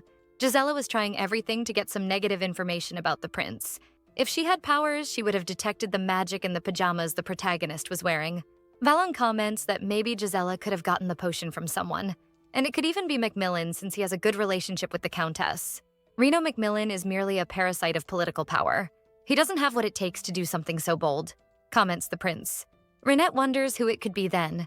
They decide that to find this out, they will need access to the guest list for the Royal Masquerade Ball, precisely because it was at this ball that she began to be noticed at court. So probably her assistant is also on this list. The prince agrees with Renette, since you can only be invited if you receive a direct invitation. However, the problem is that it is Gisela herself who organizes the list, since she is the person responsible for the party. Valon questions whether it wasn't the Hamiltons who took care of this before, and the prince explains that the reason Gisela is in charge today is because the Hamiltons disappeared suddenly, which leaves everyone shocked.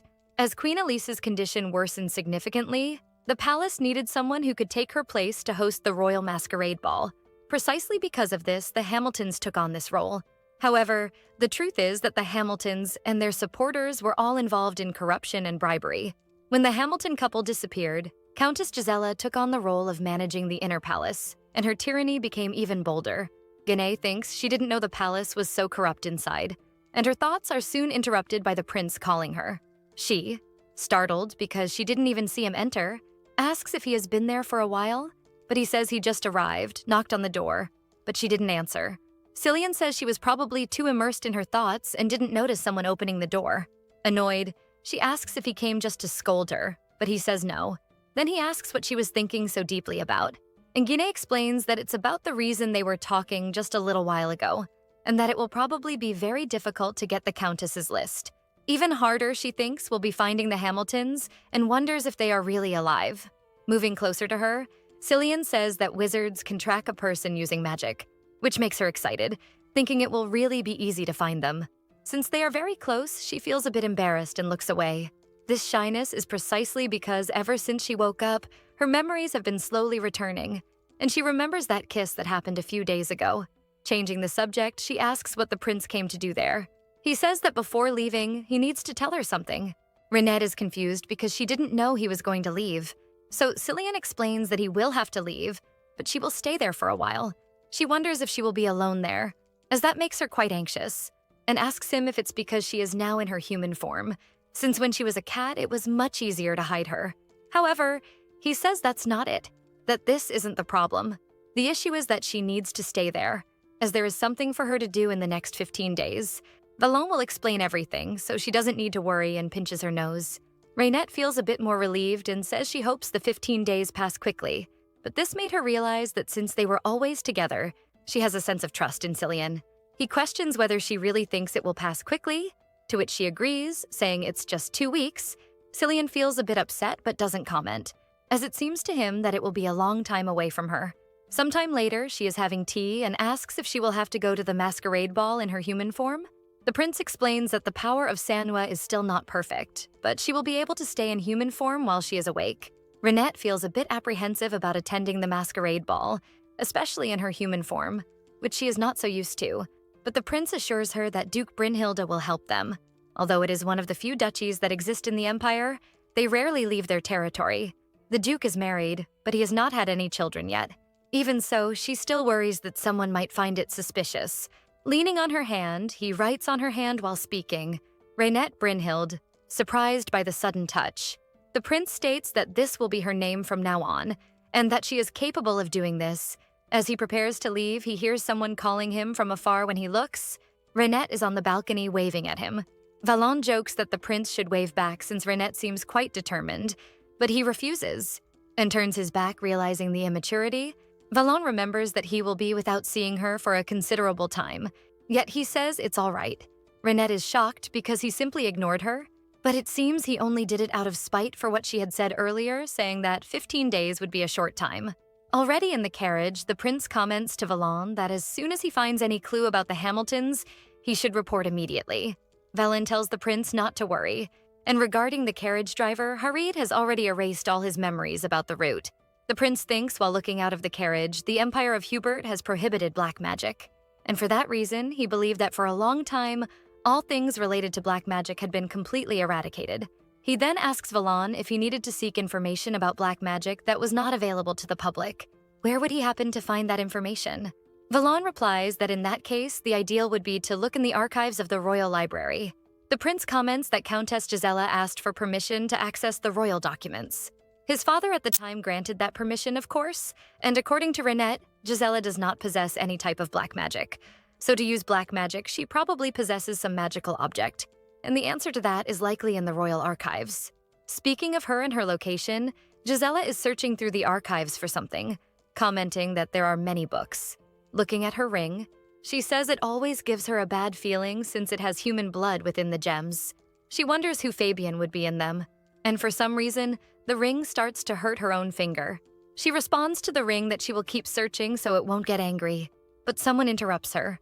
It's the butler asking if everything is all right, as he received a message from the emperor to look for her. Putting on her best act, she says that His Majesty cannot be a minute apart from her. As she walks back to the king's chambers, she thinks she has no idea what this book the ring wants is about, but probably finding it won't be difficult once the whole palace is in her hands. Rummaging through that entire library will be easy. The next morning, Renette comments that it's corn soup again, while her mother says it's her favorite, which is why she made it again. Not knowing how to refuse to eat this every day, Renette thinks she didn't intend to say she liked the soup to eat it every day. While grabbing a piece of bread, she wonders if Cillian is eating properly. Furthermore, she worries if by any chance he consumed something with that black magic potion. Annoyed at remembering that he didn't respond to any of her letters, she thinks that perhaps she wouldn't have to imagine these responses. Every day she waited, however, he didn't send even a single letter. And remembering what he had mentioned, that it is much harder to detect black magic in food, she becomes more concerned that he might be starving. Sanua, noticing that Renette is sniffing the air for no reason, asks her why she is doing that, and if he has any strange smell. Taking the opportunity to tease, Harid tells him to go take a shower, and the two start to argue while Renette tries to eat her soup.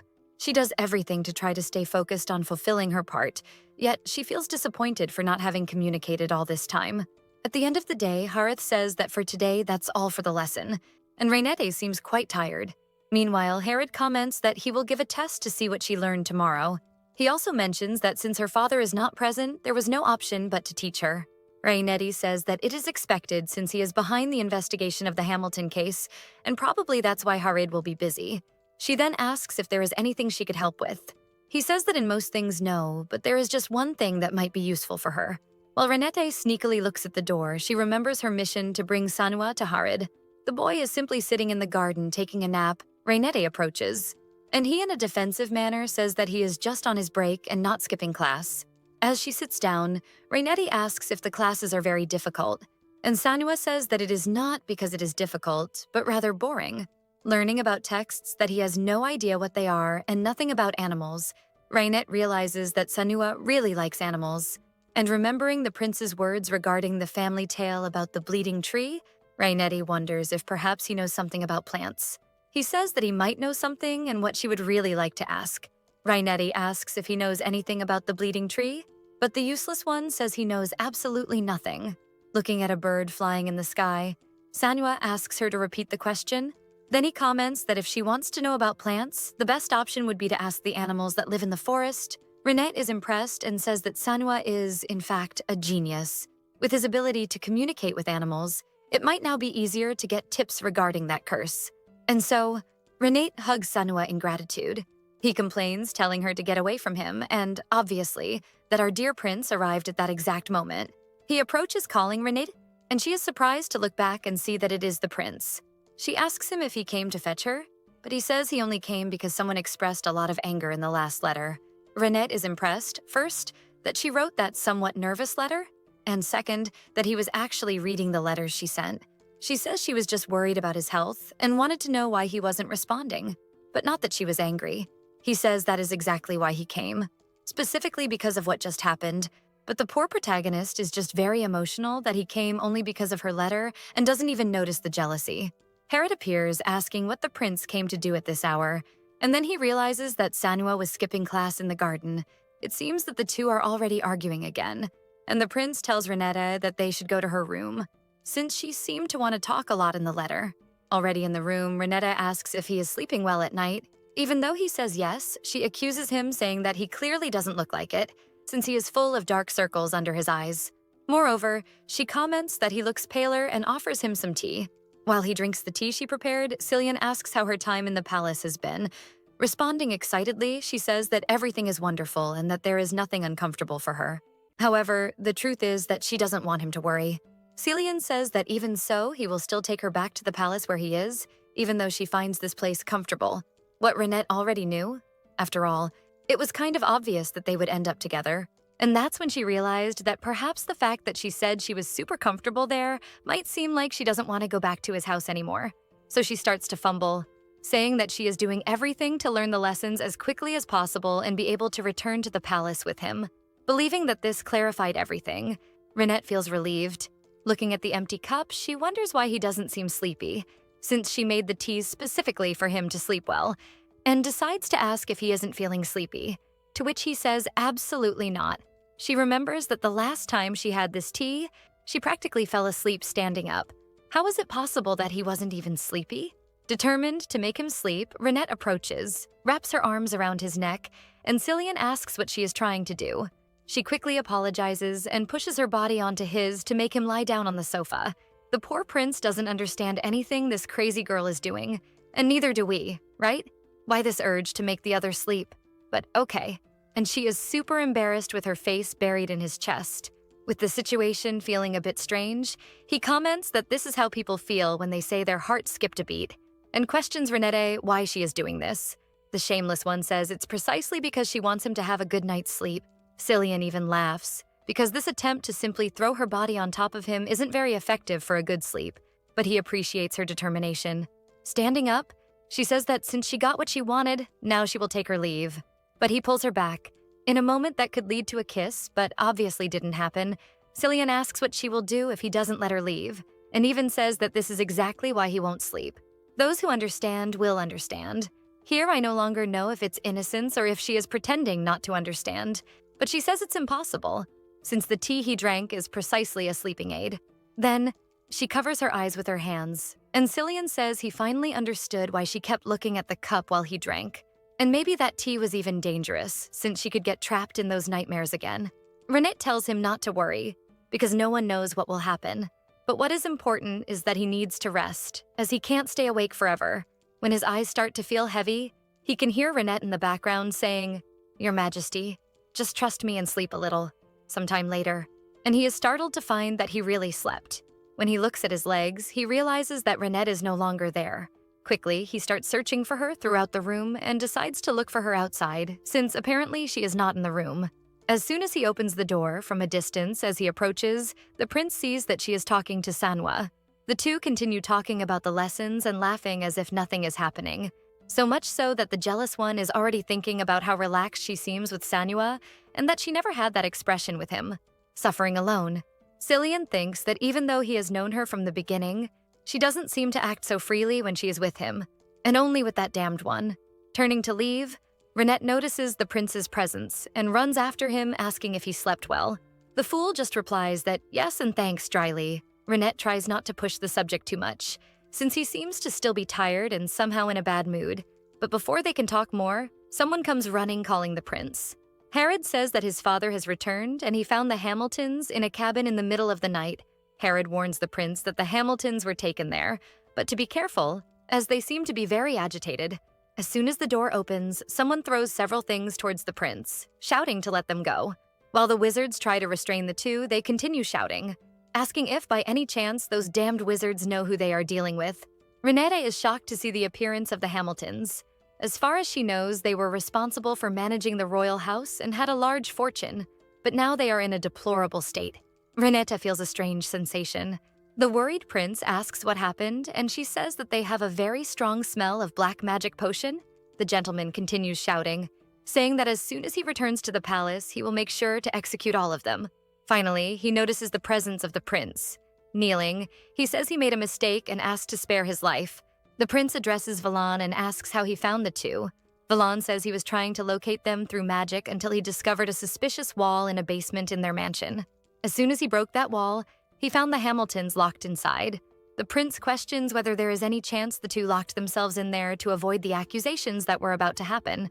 Valan says that with the amount of black magic detected in their food, it is quite unlikely they did it on their own. While Valan is talking to the prince, Mrs. Hamilton is murmuring something. As soon as she spots Renette from behind, she calls her Catherine. Renette is startled, not understanding what is happening, while the wizards try to restrain Mrs. Hamilton, but she starts throwing things at Renette, telling her to defend herself. Realizing something was going to hit her, she just closed her eyes. Nothing more. And the prince quickly stepped in front to protect her from the vase, while Mrs. Hamilton continues shouting Catherine that this is all her fault. Valan uses his magic to restrain the lady, who keeps crying and screaming that it is all Catherine's fault, looking at Renette. The protagonist realizes that there must be something very wrong with the Hamiltons, as she is confusing Reynald with Gisela. Irritated with the situation, the prince warns the two one last time that he is tired of this nonsense and they must confess exactly what happened. They all witnessed and were involved in all the crimes committed by Catherine Harmon Gisela. Mr. Hamilton, who is crouched down, begins to speak about Catherine, that damned witch.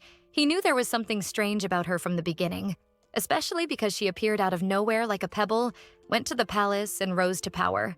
Cillian questions Hamilton to find out who is responsible for giving power to Gisela, as that person is probably on the guest list for the ball.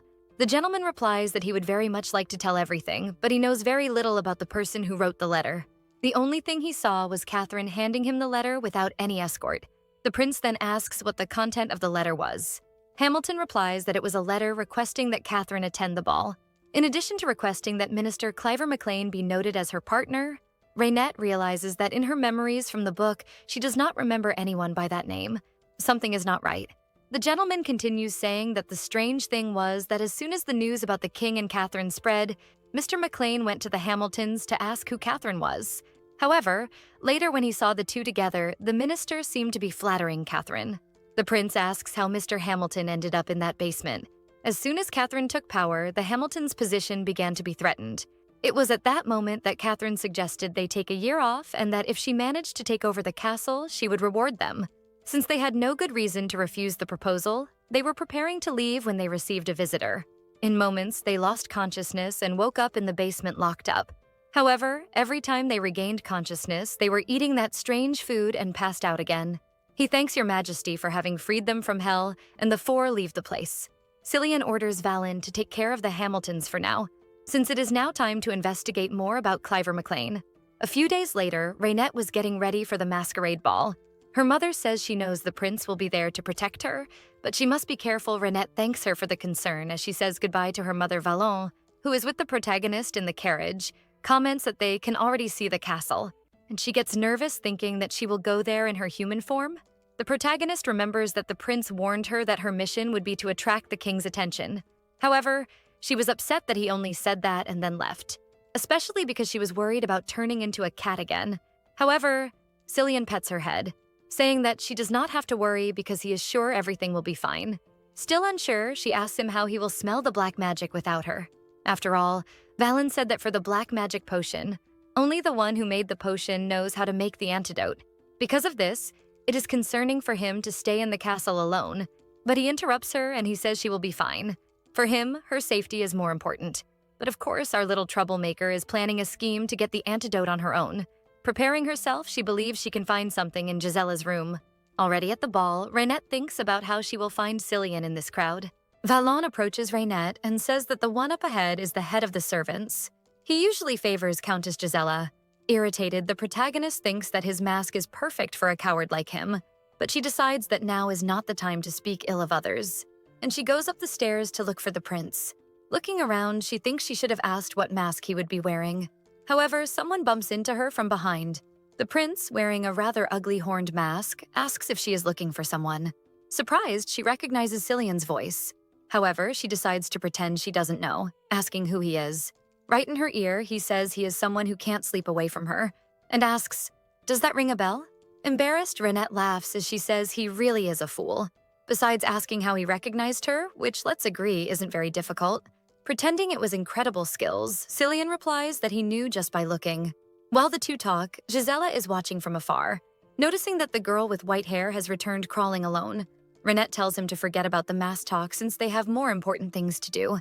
Then she realizes that Catherine is right there on the other side watching the two of them.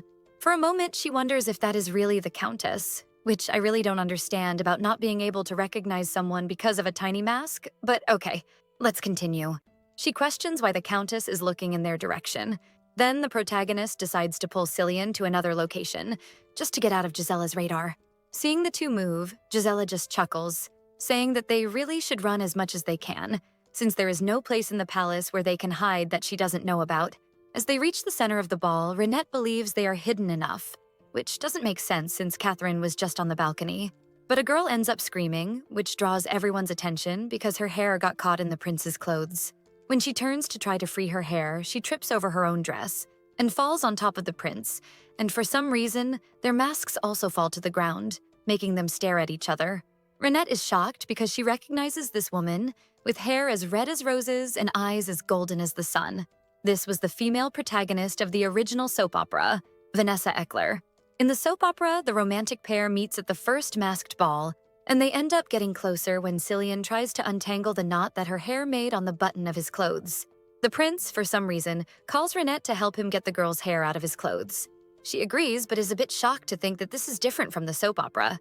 After a while trying, she manages to free the girl's hair from his clothes, while he stands up, saying it would have been much easier if they had just cut her hair.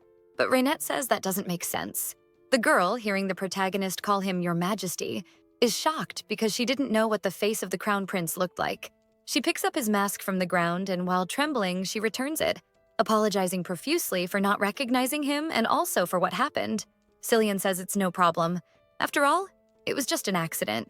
Meanwhile, Reinette looks at the two and can only think about how naturally compatible they seem, even though it's the first time they are meeting. She wonders if this is because they are the protagonists of this world, thinking that this is a bit strange and feeling different. The girl calls Reinette Duchess Brynhild, which startles her. Then she apologizes and introduces herself as Vanessa Enclair. Reinette says it's a pleasure and also introduces herself as Reinette Brynhild. Vanessa says it's a pleasure to meet them and asks if, by any chance, they came as each other's companions. Sensing the atmosphere, she asks if perhaps they are a couple, since His Majesty doesn't seem able to take his eyes off Reinette. Panicking, the protagonist says no, that it's a mistake. They do know each other for some time, but there is nothing romantic between them. Vanessa says she is very sorry for misinterpreting. Asking for permission then, she withdraws, while Reinette waves, responding that it will be a pleasure to see her again along with Her Majesty, who is nothing special. The prince didn't understand anything. The reason Reinette was speaking this way was to make it clear that they are not a couple. Meanwhile, the girl was freaking out from the stress. He asks if she hates being confused as his romantic partner so much. Sneaking away, she says she was just correcting the misunderstanding and asks for permission, as she will rest for a minute. Outside, while admiring the moon, the protagonist realizes that the story has already deviated a lot from the original plot. The romantic pair was supposed to have met as if it had been destiny. Precisely for that reason, it wouldn't be strange if they met several times before finally starting to fall in love. Unlike her, who is cursed, Rhaenita wonders where she should go if she cannot be with Cillian. Speaking of him, Cillian appears behind her, placing his cloak over the protagonist's shoulders. He takes off his mask and says that she has a habit of always making him worry. Asking if something happened, Rhaenita denies, saying she was just a little tired. He helps her put the mask back on. Then he apologizes for making her go through this, even though she is tired. However, it would be important for her not to take off this mask from now on. Someone knocks on the door, saying it is Valon, and informs that the king has arrived at the banquet. Everyone celebrates his entrance into the hall. The emperor sits on the throne while everyone applauds. Rhaenette, also applauding, notices something peculiar. Gisela was actually sitting next to the emperor, in place of the empress.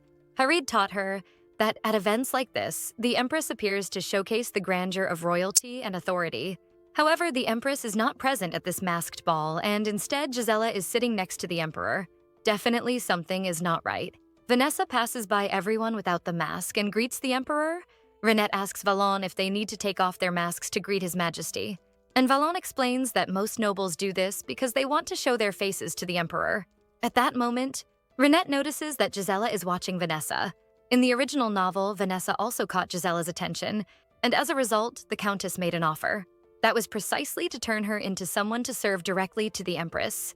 However, unbeknownst to Vanessa, there was only one obstacle. One of the existing ones would be eliminated so that she could serve the empress. Rhaenette remembers that the eliminated person was precisely Countess Cavendish, who is normally the closest aide to the empress. The protagonist knows that if for some reason Gisela keeps the same plan, the countess will be in danger. She then decides to introduce herself to the Count and Countess Cavendish, saying her name is Rhaenette Brynhilde. The Count is happy to meet someone from the Brynhilde family and introduces himself as Alec Cavendish and his wife Sophia Cavendish. Rhaenette says she is honored to meet them, as she has always wanted to meet the Countess. In the novel, Countess Cavendish was known for her unwavering loyalty to the Empress. Upon hearing Rhaenette's words, the Countess is flattered and asks why the young lady was interested in her. Rhaenette then, imitating an angel, says it is precisely because the Countess takes such good care of the Empress that naturally, the interest in getting to know her arose. Continuing, she says that the Empress usually does everything to maintain the peace and prosperity of the empire. And for that reason, Rhaenette would like to follow in those footsteps, reading and meditating to control the tranquility of her soul. The Countess finds it funny and even a bit poetic, saying that the Empress would be very happy to hear this if she were there. Changing the subject, the protagonist says that since it is her first time visiting the castle, she would like to make friends her age and asks if by any chance they have a daughter. Remembering the story, Countess Cavendish indeed has a daughter, who precisely in the novel was part of Countess Gisela's plan, to make Countess Cavendish travel to Lithburn to visit her daughter, and on the way suffer an accident. The Countess says it is a pity, but her daughter is already married and had a child last night, adding that she will visit her tomorrow. Rhaenette asks how far the city where the Countess's daughter lives is, and she explains that it takes about half a day by carriage. Therefore, they will leave early to arrive before sunset. The protagonist realizes that she will have to hurry to save the Countess's life and interrupt Gisela's plans. Determined to do this, she ends up getting distracted and hears someone calling her from afar. Turning, she sees Gisela approaching. Gisela asks the young lady's name. Rhaenette signals Valon not to interfere and introduces herself as Rhaenette Brynhilde. Gisela comments that Brynhilde stays in Daneburg, where foreigners can rarely enter, and wonders if she would see her again. But she has an idea. Calling everyone around, he says that since the opportunity is rare, why doesn't Miss Brynhilde take off her mask for everyone? Automatically, several people begin to agree with Gisela, saying it would be an honor to see Miss Brynhilde's face. Not knowing what to do, Rhaenette wonders why they are putting her in this position. It even seems like Gisela wants to confirm something by seeing her face. To spice things up, the Countess says that everyone is asking, so the young lady could not refuse. Realizing she is cornered, Rhaenette starts to think about what she could do to get out of this without stopping to suspect for refusing to take off her mask.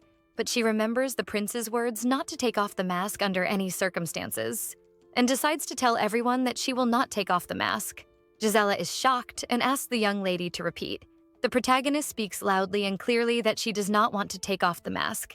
Everyone stood still, shocked by the young lady's boldness. Gisela tries to argue, but Reynette is firm and says she believes the Countess will not insist anymore, since she has made herself very clear on this matter. Caught by surprise, Gisela doesn't even know what to respond. Back in her room, she throws a glass against the wall in hatred of that white-haired girl. How dare she embarrass the Countess in front of everyone. She asks her maid to send an urgent message to the Brynhildes, asking her maid to check if that damned girl really is from the Brynhilde house. However, the maid, a bit more sensible, says that this would be bad because it would seem like she is suspecting the young lady. But Gisela spares no effort and slaps the maid, who falls to the ground asking her when she got permission to speak. The poor girl is trying to compose herself, apologizing. And Gisela says that woman is definitely the maid she saw the other day. Since platinum white hair is not common, it is not possible that a servant manipulated the prince to get a new identity and enter the palace. This irritates Gisela, because that is exactly how she managed to get to where she is today. However, she is interrupted by another maid saying they have a problem. The girl says she was able to bring Miss Vanessa to Claire as requested, but irritated, Gisela asks why it is taking so long to speak. And the girl continues saying that on the way to the Countess's chambers, Her Majesty privately called Miss Brynhild. In the other room, the Emperor says he cannot believe the Brynhildes protected and hid their daughter all this time. The Emperor says he did not say this to apologize, but rather because he was curious about one thing. But before he continues, the guard announces that Prince Cillian has arrived.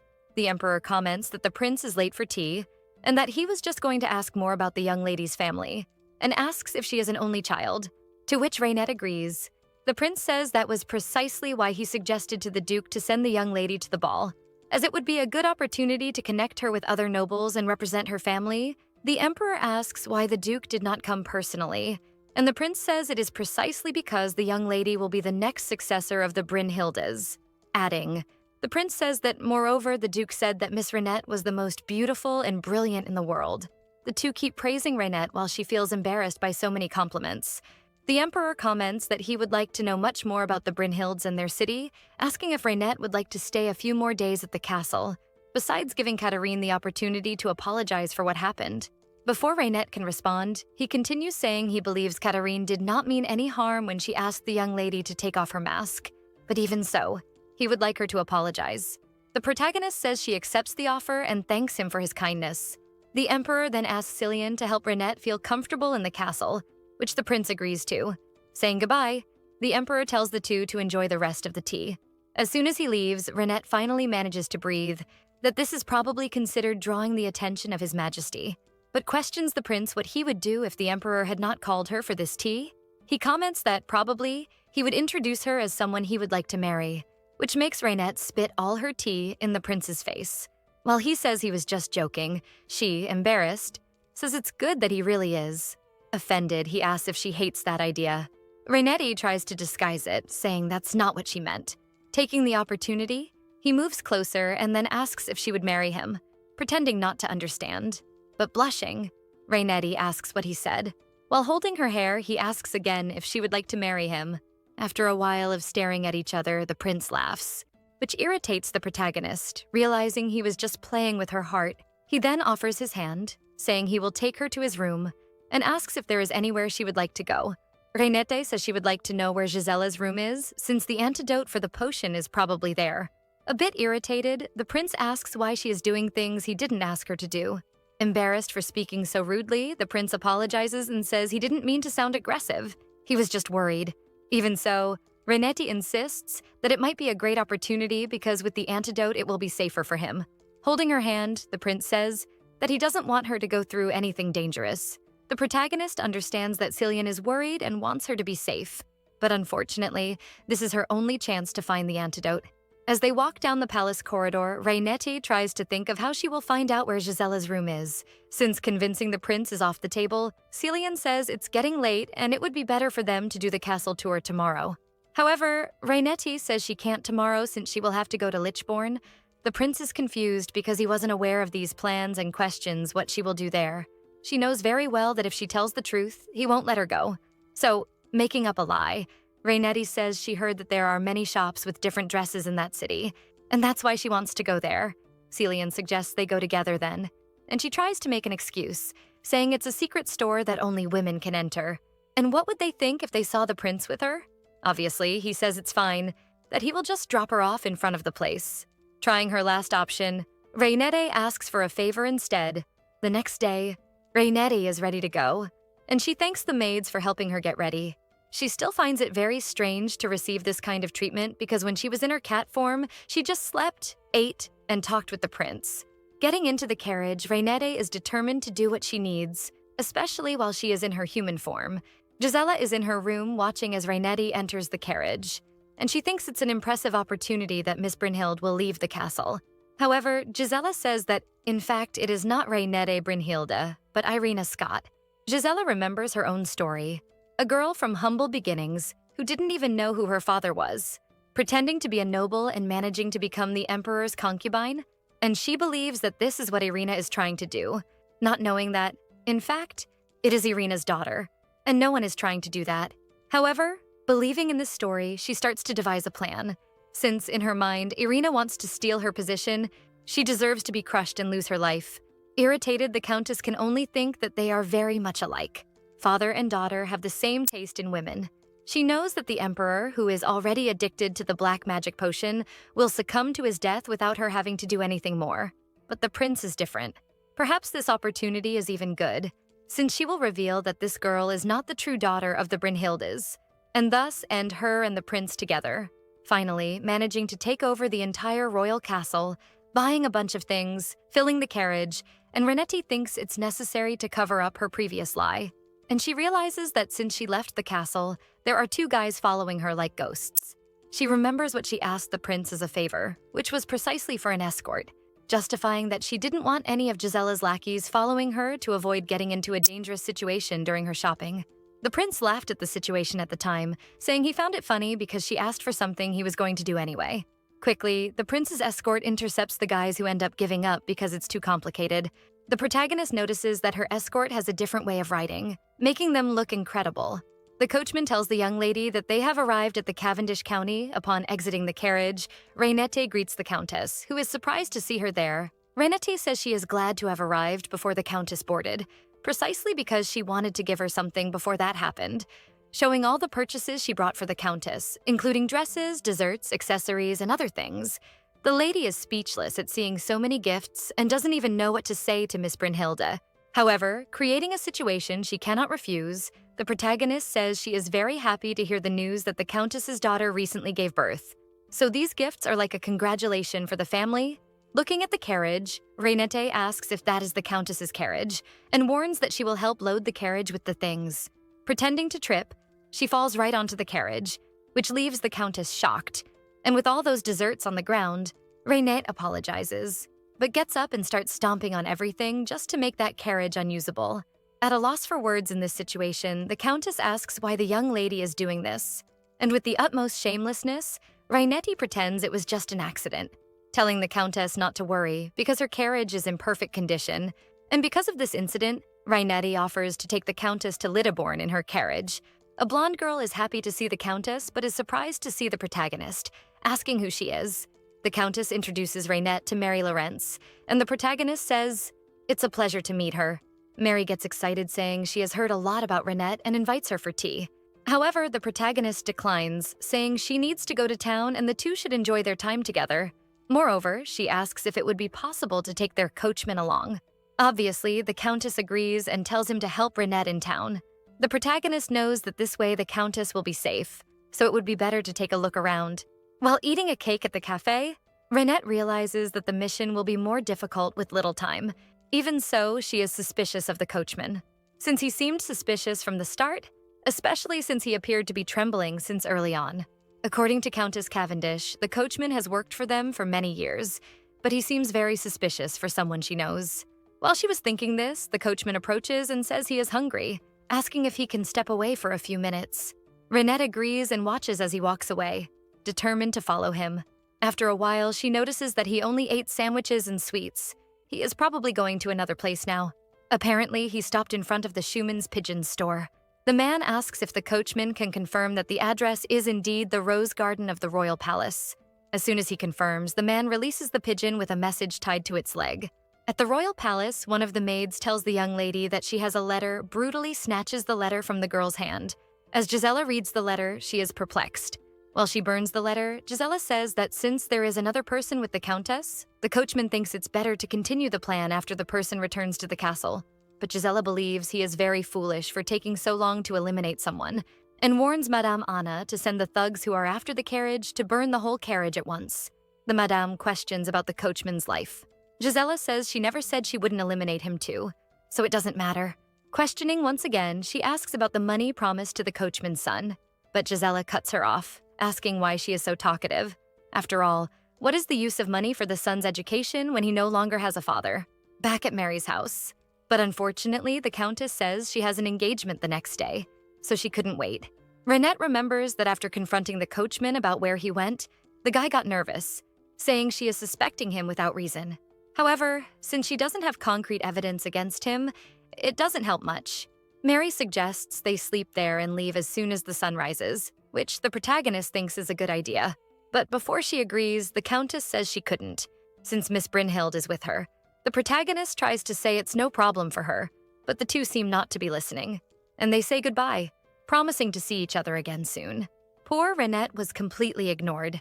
She calls the coachman while he is loading the carriage, saying that her dress got dirty during the day, so she will need to change in the carriage as soon as they leave.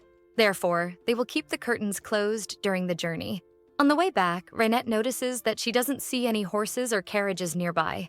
The Countess becomes a little scared, asking why the carriage is going so fast, and asks the young lady to inform the coachman, but Renette seems to have other plans, since she just turns to the Countess and asks, "Do you trust me?" Obviously, after everything we've seen so far, the Countess responds that she does not, like any sensible person would, but the protagonist doesn't care. And while holding the Countess's hand, she says that this will be necessary anyway. Quickly, she opens the carriage door and throws herself out, holding the Countess. A few seconds later, the carriage stops and explodes, catching fire. The two are lying on the ground after jumping. The Countess quickly gets up, and looking back, she realizes what could have happened to her if they hadn't jumped. Even Renette is shocked at how this worked out, not believing that they were able to blow up the entire carriage. The coachman probably didn't make it, and they were lucky to have jumped beforehand. Taking the Countess's hand, the protagonist tells them to run. But the lady notices one thing. Renette's ankle is clearly swollen and red, but she keeps saying that she is fine and that they need to get out of there. A few seconds later, they manage to hide behind a tree. One of the henchmen finds it incredible how even nobles burn just like everyone else. However, he notices something behind them. There seem to be footprints in the bushes, and he asks the others to look around. Renette assures the Countess that they need to stay silent. After a while searching, one of the guys says he doesn't believe there are any more people there besides them, and they start to walk away, until one of the guys appears in the tree behind Renette, saying he found some rats. The protagonist is in shock. What should she do now? They say that they shouldn't have been able to escape and need to finish the job. While Renette tries to think of a way to get them out of there, she is interrupted by the Countess's scream.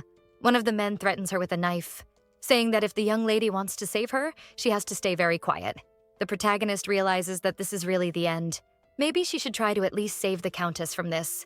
However, before she can get closer, the Countess screams for her to run, but the guy quickly covers her mouth and tells her to be quiet. And raising the dagger, he says he will make an example of her. Blood flies onto Renette's face while she is in shock, and trembling, she feels relieved to see Her Majesty.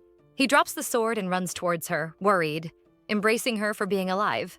Renette asks how he managed to find them, and crying, she says she was very scared. The prince hugs her tighter and apologizes for being late, ordering the guards to quickly capture the henchmen. One of the guards kneels in front of the prince and reports that they have captured all the henchmen.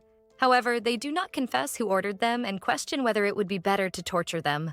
Cillian asks how the two are doing, and the guard says they are already in the carriage being escorted by the guards, heading to the Countess's daughter's house. Hearing that they are safe and far away, Cillian kicks the door of the henchmen's hideout in anger, and they inside fear for their lives seeing the prince's reaction, who asks just once who is behind this. Realizing that one of the guys seemed to be the leader, the prince approaches him, who tries to say something but has his mouth covered. Without mercy, the prince uses his sword on him, several times.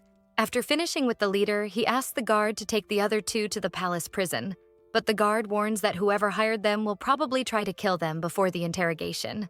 Seeing that the prince remains firm with his order, the guard asks why he eliminated that other henchman. Smiling, Cillian says that the guy dared to touch something very valuable.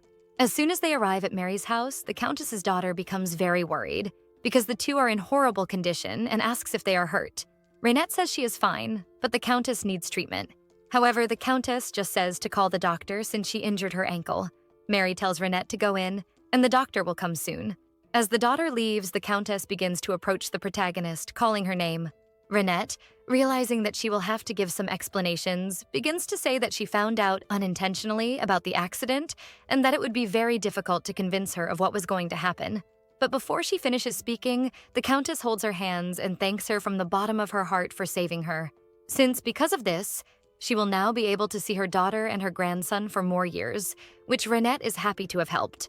After being examined, the doctor says that she twisted her ankle, so the ideal would be for her to rest for at least a week. And if she doesn't improve, she will need a new diagnosis. Renette tries to get up as she says goodbye to the doctor, but the prince holds her, saying that she cannot be walking around.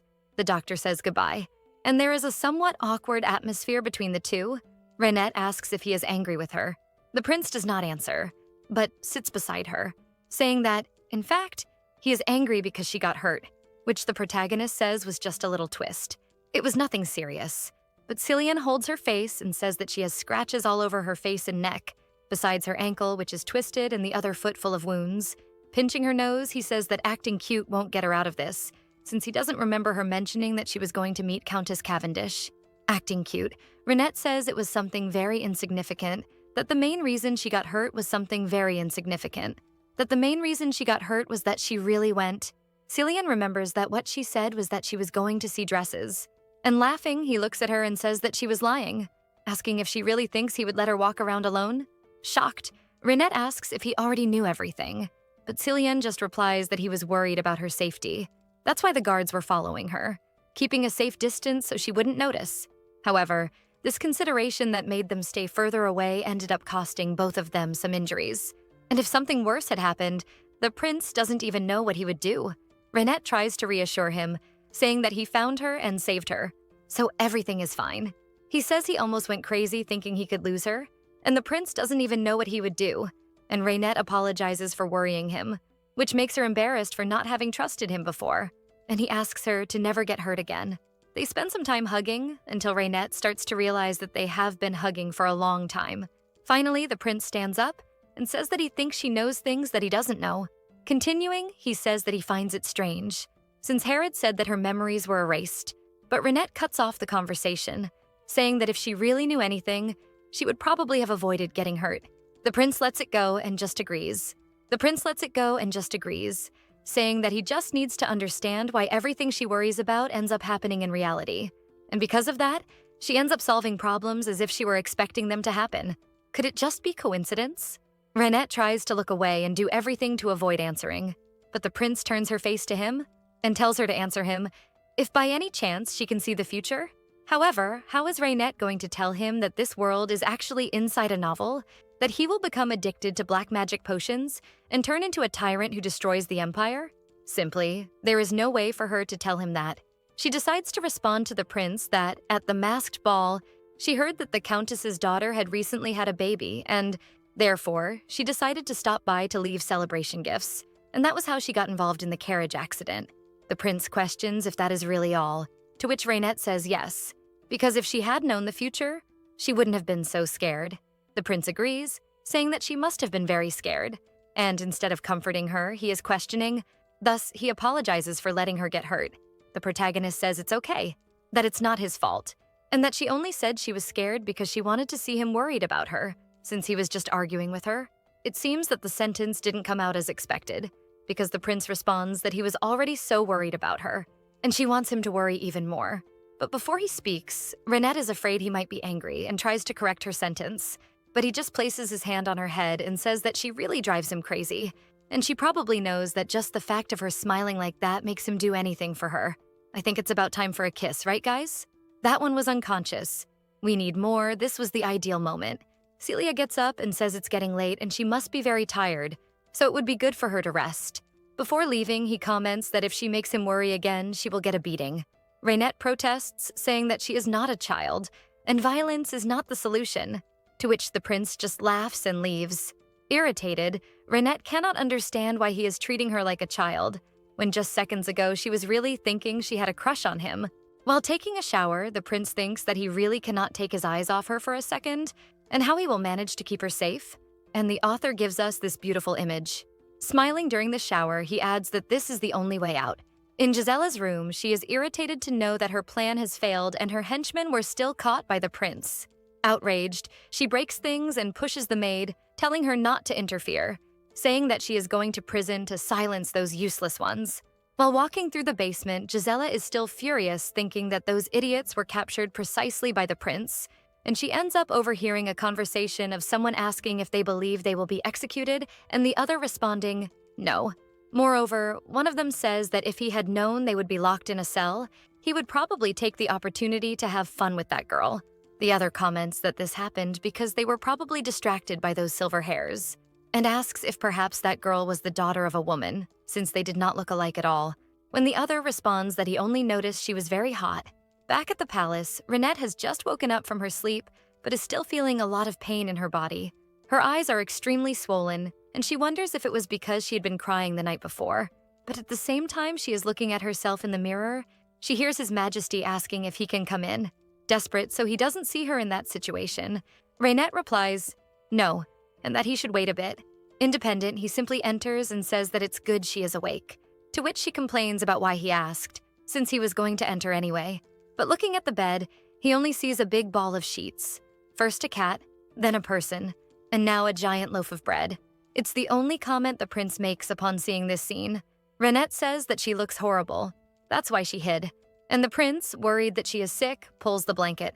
But when he looks, it doesn't seem like she is sick, just with her little eyes swollen, which makes him laugh, finding her even cute. Holding her face, Cillian comments that she really doesn't look well. Her wounds seem swollen, and her little swollen eyes are very cute, but he worries if she is feeling any pain. He still complains that because of her, his heart is not doing well due to the worries, and if he dies young, the blame will be entirely hers. Renette says he doesn't need to say that, since he will live a long life. Cillian just replies that to achieve that, he needs her to cooperate, and the protagonist asks how she should cooperate. At that moment, Cillian holds her hand and says that they should get married. While kissing her hand, he repeats again for her to marry him, which was totally unexpected and left the protagonist embarrassed and speechless. And the prince, smiling, just repeats again for her to marry him. Renette pulls her hand and tells him to stop teasing her like that, to which he simply replies that he was being serious. The protagonist asks, if he is serious, how could she marry him? Cillian questions why she couldn't. Renette explains that neither of them knows who she really is, and there is a lot they still need to discover. Moreover, she is not a true duchess. Cillian agrees with the facts, but still questions why that would be a problem. And if she is hesitant to marry him, while kissing Renette's hair, he tells her to then use him however she wants. The protagonist doesn't quite understand what he means by that, and the prince says that's exactly it, that she should use him and use her power by marrying him, especially because how would she gain access to the royal files without being married to him, which leaves Renette perplexed, as she hadn't thought of that. He even teases her by asking if she plans to contact the Count to turn into a cat and enter the files that way every time. Really, not knowing the answer, Renette gets flustered and can't say anything. The prince laughs and says he will give her 3 days to think about it. He then holds her cheek and unfortunately gives her a kiss on the forehead, saying he can't wait any longer than that. Later that same day, everyone is ready to eat, but Mary notices something different and asks if everything is okay with the Duchess. The only thing she can think about is marriage and the proposal the prince made. When Mary calls her again, she gets startled, saying that everything is delightful. But she can't stop thinking about why Cillian brought up the subject of marriage out of nowhere. The Countess says she spotted Mithil. He is the Empress's messenger who brought a message. Renette thinks that probably the Empress already knows everything that happened. The Countess, while taking the message, says she informed the Empress that she couldn't return to the palace for now due to the accident. She is probably sending a response. Upon reading the message, the Countess says that the Empress is happy to know they are well, and also comments that there isn't a day she doesn't think about her son. The prince, seeing the letter, asks the Countess how his mother has been lately, to which she replies that the Empress is trying to recover as best as she can, little by little, and normally she is extremely happy when she receives a letter from her son. Renette realizes that it has been a long time since Cillian wrote a letter to Empress Elise. Could it be because he rarely receives replies? While petting the bird, the prince comments that Mitchell would like to meet Renette. He asks her to come closer and pet him. Looking at the bird, Renette realizes that she might have seen him before turning into a cat, but it seems the bird didn't like her much. It turns and prepares to fly away again. Leaving Renette watching that sight of the bird departing through the window, she then calls the prince and says she believes she has seen Mitchell before. The prince comments that yes, she saw him another day. However, Renette says it wasn't in this house, that from her memory, she saw him in her dreams, just in the early days when she couldn't wake up from the nightmares, where she saw a light in the midst of that darkness. After running so much in her dream, she finally reached the light, and it was there that she remembers seeing Mithil, because it wasn't a light, but rather the bird. Cillian then questions if she means that Mithil appeared in her nightmare and helped her wake up, to which she agrees, certain it was him, but remembers hearing someone's voice too. She can't exactly remember whose voice it was, but knows it was a woman's. The prince then supposes that probably someone sent Mithil into Renette's dreams, and that perhaps this person could have been the Empress. He states that maybe the best way to understand all this is to ask Her Majesty to send Mithil again, and asks her to rest until they arrive at the palace. Already at the palace, the Emperor learns the news that the carriage Miss Brynhild and Countess Cavendish were in was attacked. The prince tells that thanks to Renette, they managed to escape unharmed. However, due to the accident, she ended up getting hurt and can't walk without assistance, which even the protagonist is shocked by, because she can walk, just with a little difficulty. The Emperor worries about the injury but questions if she managed to inform the Duke about what happened. Before she answers, she looks to see the prince's expression and says that she hasn't spoken to her father yet. The Emperor says that might be for the best, as her injury seems a bit serious. Making a little drama, she says she appreciates the Emperor's concern, but if it weren't for the prince, she wouldn't be there to tell the story. The Emperor buys the situation and says that as soon as he finds those guys, he will destroy them for doing this. Cillian comments that he received information that the prisoners were brought to the prison, but ended up fighting among themselves and were eliminated. The Emperor questions whether there are no witnesses, but the prince was already prepared for this situation. He found 2 robbers who fled in the morning and have evidence of who hired them. The Emperor then says to bring forth the one who is guilty. In Gisella's chambers, Anne sees a handwriting verification notice. Catherine says they are starting this with the nobles of the castle desperate. Anne asks if she will also be investigated. Smiling, Gisella says that everyone will be, so she should just do as ordered.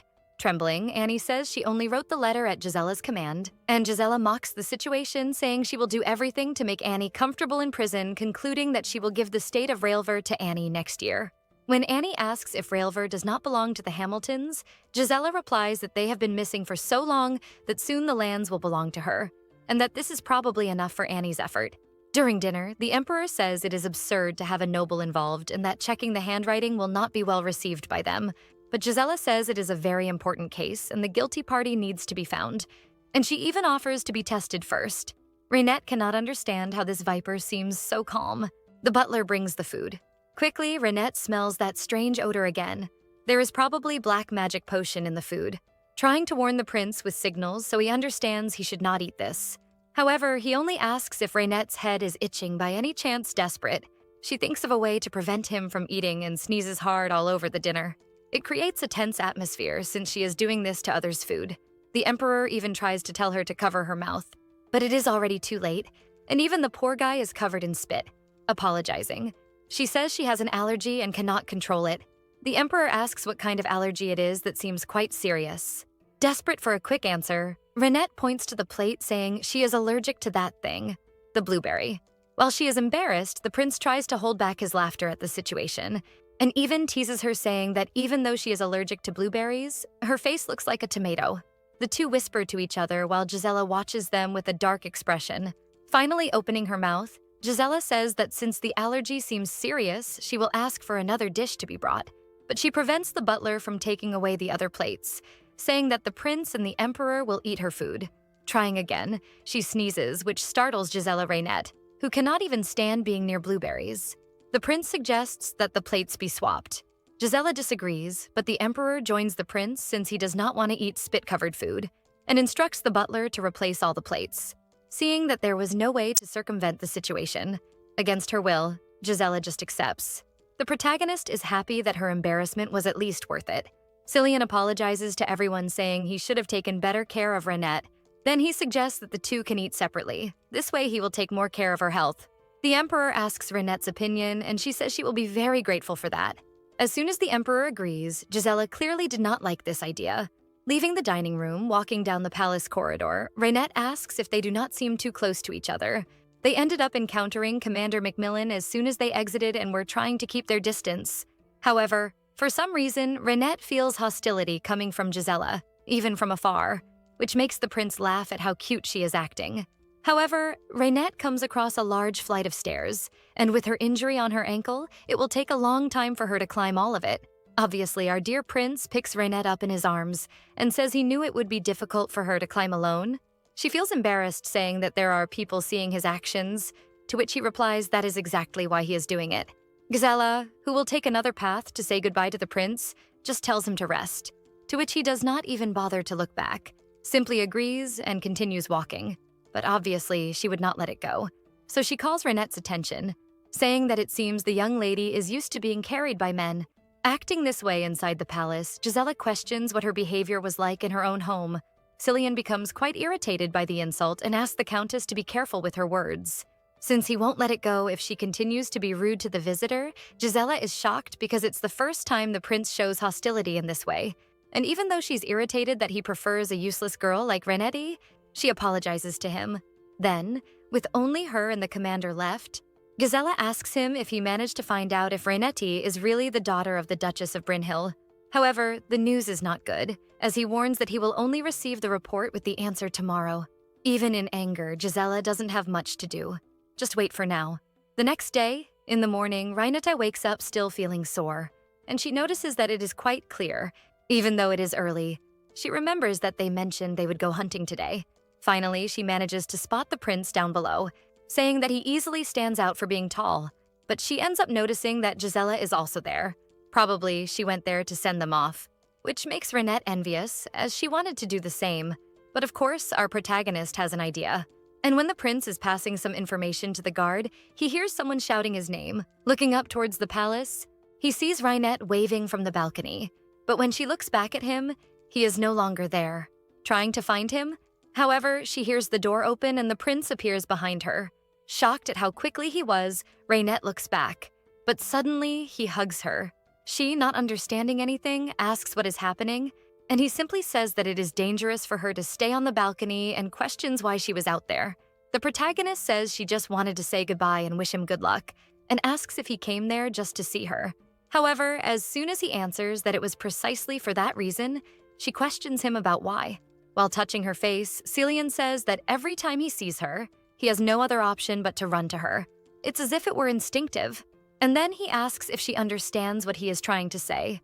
Back in the garden, Gisela is there, still saying goodbye to His Majesty.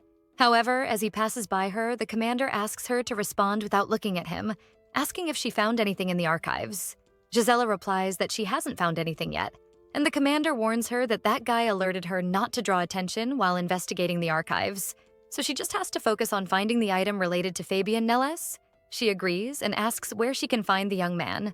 The commander says that as soon as she finds the item, everyone is ready to leave. And while she sees them departing, Gisela wonders when the commander will stop trying to humiliate her.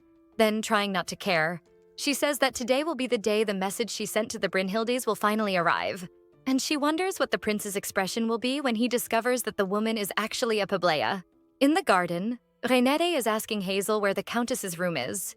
Apparently, Hazel is one of the maids who is having tea with her and says that the Countess's room is the third one on the second floor. Apparently, Valon's disciples are joining the castle disguised as servants.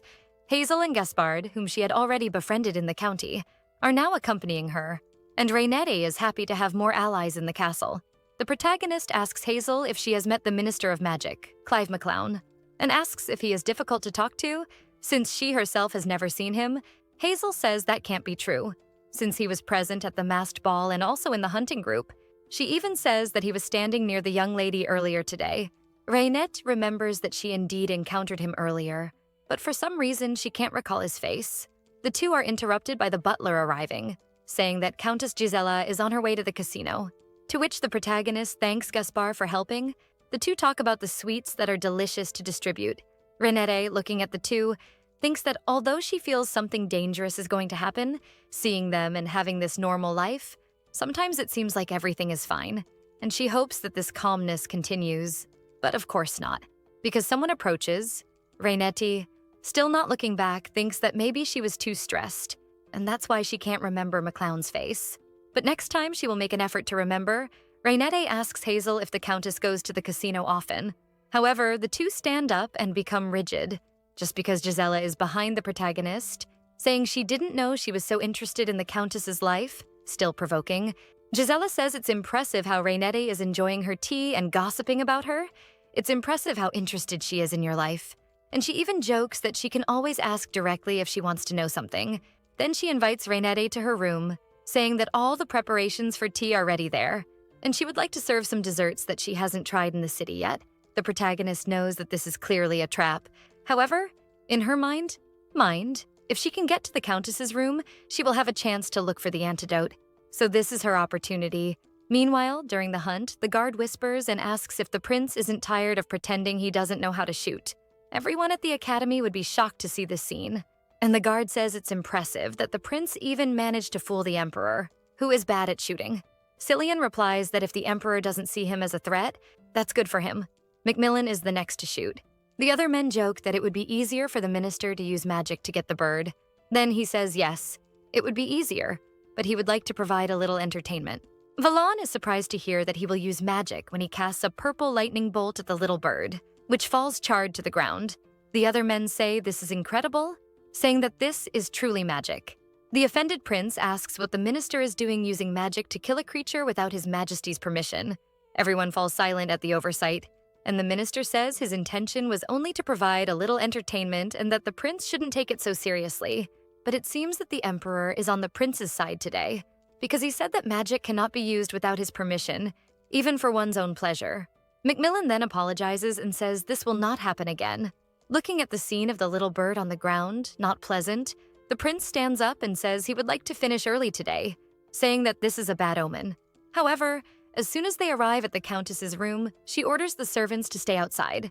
Before entering, Reinette looks at Hazel, precisely because she warned that if she hears any commotion, she will act immediately.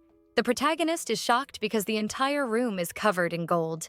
Gisela tells her to feel free to look around the room, and the foolish protagonist still accepts, thinking she would be able to find the essence of black magic, realizing that she doesn't feel anything inside the room, and not even from the area where they are having coffee. Probably. At that moment, she feels the black magic flowing towards a door, and she is sure that is where the essence is. Gisela asks if Reinette is interested in going to her closet, saying she heard that she is interested in dresses. However, at the same time, Gisela puts something inside the protagonist's little bag. As soon as they enter, Reinette realizes that she is indeed the emperor's favorite, since even her closet is bathed in gold and very luxurious. When the two are already inside, Gisela says she had forgotten to give some orders to some servants, and says she will need to step out for a moment. Reinette says she will return to her room. Reinette says she will go back to her room, but Gisela says she will be quick so the young lady can feel free, asking why she doesn't take the opportunity to look at the dresses in the meantime. Reinette knows that Gisela is plotting something, but she doesn't want to miss this opportunity to find the essence. When she realizes that Gisela has already left and the door is closed, she quickly heads towards where she feels the black magic. And when she opens the drawer, there are 4 little bags. The protagonist finds it quite peculiar that she is storing this so openly. Upon opening the bag, she sees that there is a yellow powder inside. It looks like just an ancient coral powder. And she remembers that the prince once told her they use ancient coral powder as a dehumidifier inside closets. Reinette realizes that this is how she probably managed to hide it without looking suspicious. When she opens the bag to put one of the powders in, she sees that there is a ring in her bag. And she gets a little irritated thinking that Gisela was trying to blame her for being a thief. Thinking about what to do with the ring, she decides to put it in a jewelry box that is sitting on top. However, as soon as she opens the box, a nauseating smell fills the air. Reinette starts to feel unwell and dizzy. And inside the box, there are practically 10 corrupted rings. Realizing there is a letter inside the jewelry box, Reinette thinks about taking it to see what it is. And upon reading the letter, she realizes it contains the prayers of Fabian Nellis and questions why the Countess has this. Obviously, Gisela is able to visit the royal archives freely, but why would she have a handwritten copy of this prayer? Reinette thinks about taking the letter and a ring as well. However, knowing that Gisela will try to blame her and check her bag, she cannot hide it there. Thinking of a solution to get all this outside, Reinette notices there is a small garden just below the window. and perhaps it would be the better option to throw these items there to retrieve later. When she hears the door opening, she acts quickly and puts the letter and the ring inside the bag and throws them out the window, hoping that no one picks them up. But she remembers she didn't get rid of that diamond ring and throws it in the corner. For now, Gisela enters the room apologizing for taking so long. Turning quickly, the protagonist says it's no problem since she has so many beautiful dresses.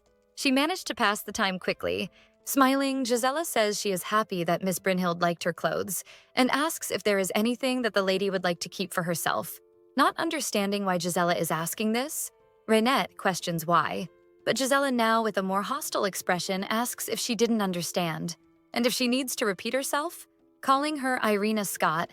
Not quite understanding, the protagonist asks who Irina Scott is and what Gisela is talking about. But before she can finish her sentence, the Countess slaps her in the face, causing her to fall to the ground with the force. Screaming, Gisela asks how Renette dares to pretend to be a duchess when she is simply a maid. Not satisfied, she pulls the protagonist by the hair. And outside, two maids are holding Hazel back from entering the room. Pulling the protagonist by the hair, Gisela asks if the prince fell in love with her pretty face, and wonders if he will still be in love after she ruins Renette's face. Not understanding what is happening, Renette tries to ask what Gisela is talking about, but she is thrown to the ground and the Countess steps on her injured heel. Her vision starts to blur after a while of Gisela kicking the protagonist while she is down, and trying to protect herself. She screams that she is really Renette Brynhilde and that Catherine is crazy. Renette tries to break free, tired of being beaten and realizing that Hazel won't be able to enter the room. But the Countess seems stronger than she imagined, and looking towards the door, she pleads for someone to help her. At that moment, the door swings open violently, but with her vision blurred, Renette can only see that there is a person at the door. A few seconds later, her vision clears and she realizes it is Prince Celia breathing quickly, probably from running. She starts to cry with happiness upon seeing him, and he approaches asking if she is okay and if she can get up. However, he notices that besides all the bruises on her face, neck, even her clothes are torn. He takes off his coat and asks her to put it on. Fearless, Gisela says she finally understood who put this brat inside the palace. But before she finishes her sentence, the prince, drawing his sword, threatens her throat. Making a cut with the tip of the sword on Gisela's neck, he asks how she dares. But before the situation worsens, the emperor opens the door calling for the prince and asking what he is doing with the sword threatening Gisela. Pretending innocence, Gisela starts to cry, asking for His Majesty to help her. The emperor shouts again, ordering him to put away the sword, but the prince says he will only do that if the emperor makes Gisela pay for all her crimes. Not understanding, the emperor asks what kind of crime she committed. Finally noticing Renette all bruised, he says that if she really committed a crime, he himself will punish her. Gisela starts shouting that that damned girl is a Pablea pretending to be a duchess, and she attacked Gisela when confronted. Renette is shocked to see how cynical Gisela can be. Gisela then explains that she had seen a maid in the palace who looked exactly like Renette. So because of that, she found it strange and decided to investigate. The people from the city of Duke Brynhilde confirmed that they had never heard of any son or daughter of the Duke. So she is probably using the fact that the Duke does not leave the duchy and disguising herself as the Duchess to stay in the palace. Because of this, Gisela says she invited her to her room to clear up the misunderstanding, but she refused and attacked the Countess. The Emperor, furious hearing so many lies, it is so good when the villain is caught in a lie. Not understanding, Gisela questions how he can be going there, and the Emperor warns that he received a letter from him today, that the Duke of Brynhild is coming precisely to check on how his daughter is doing. Trembling, Gisela questions how this can be possible. The Emperor asks if Renette was aware of the Duke's visit, but she says he did not mention anything about visiting her. He then understands that it was probably a surprise, and still questions how Gisela, who is a clever person, can escalate a misunderstanding like this with the Duchess. The prince says that Renette is hurt, so he will take her to get treated. Agreeing, the Emperor says he will do that, and that he can rest assured. But of course, Celian will not let it go easily and asks if she is not at least going to apologize.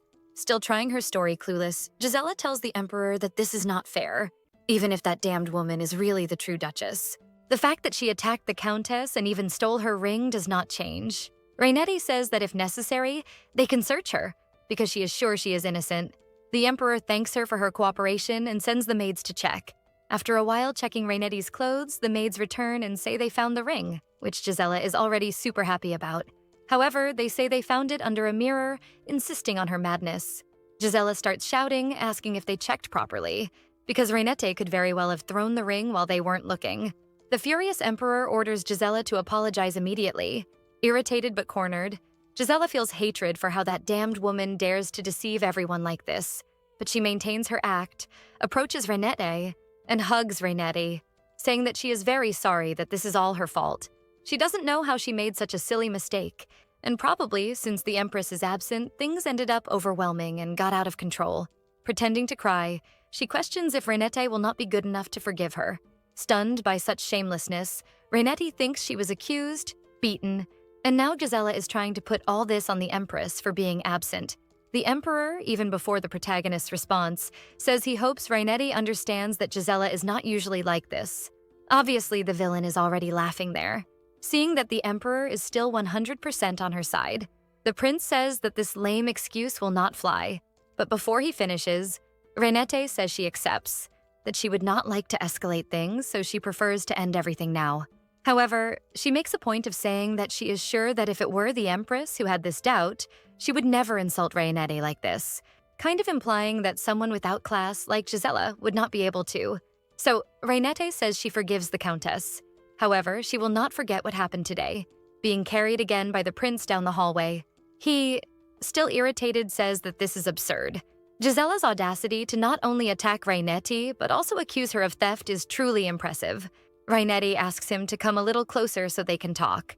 Then she says that, technically, she did take something, which leaves him shocked. How so? But she tries to explain before he continues his judgment, warning that she did what she had to do to find the antidote. Hazel quickly went outside to get the little bag and brought it back to Renette's room. And she is shocked at how Hazel can touch this with her own hands.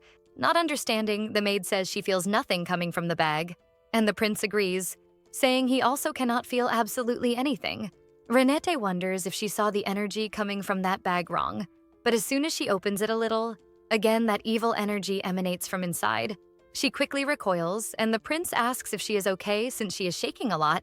Finally, she realizes that only she can feel this negative energy coming from the black magic.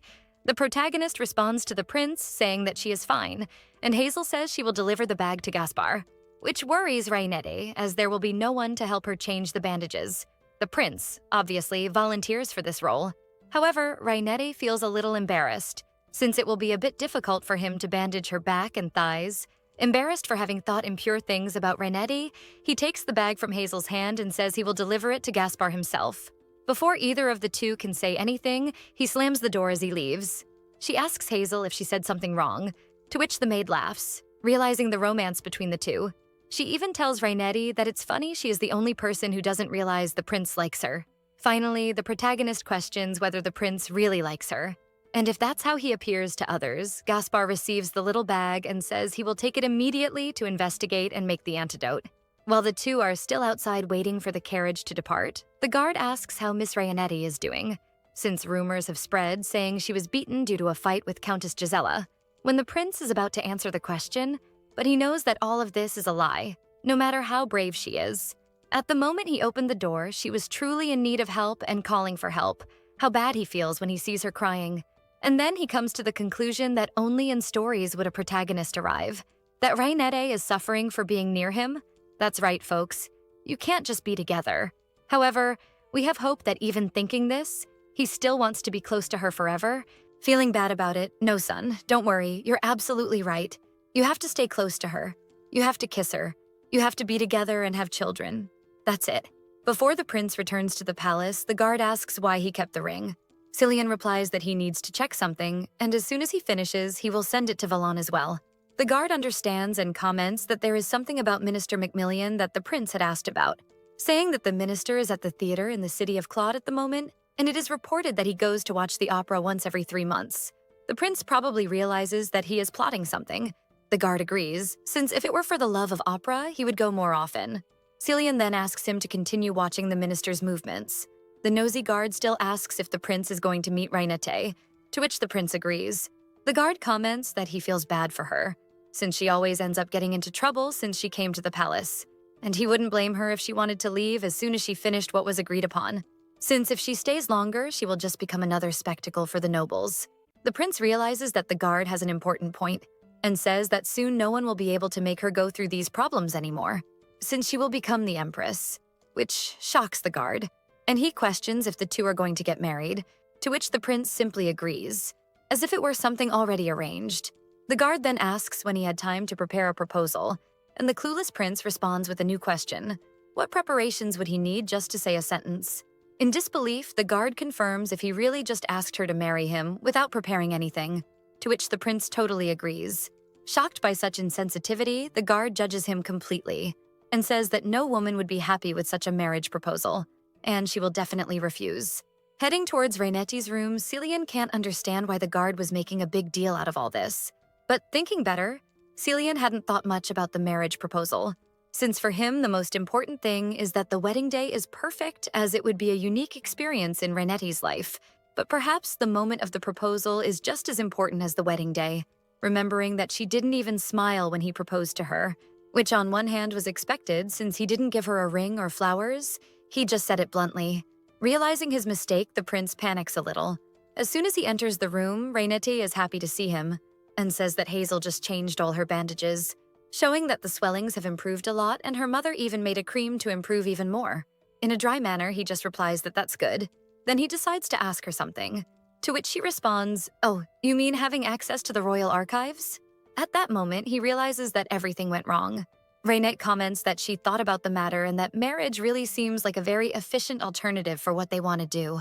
He truly sees that she is confusing everything, but it's also his fault for not being clear enough in the proposal. Now she is only seeing the wedding ring symbolizing a partnership just to gain access to the royal files, and he finally understands that this is his fault.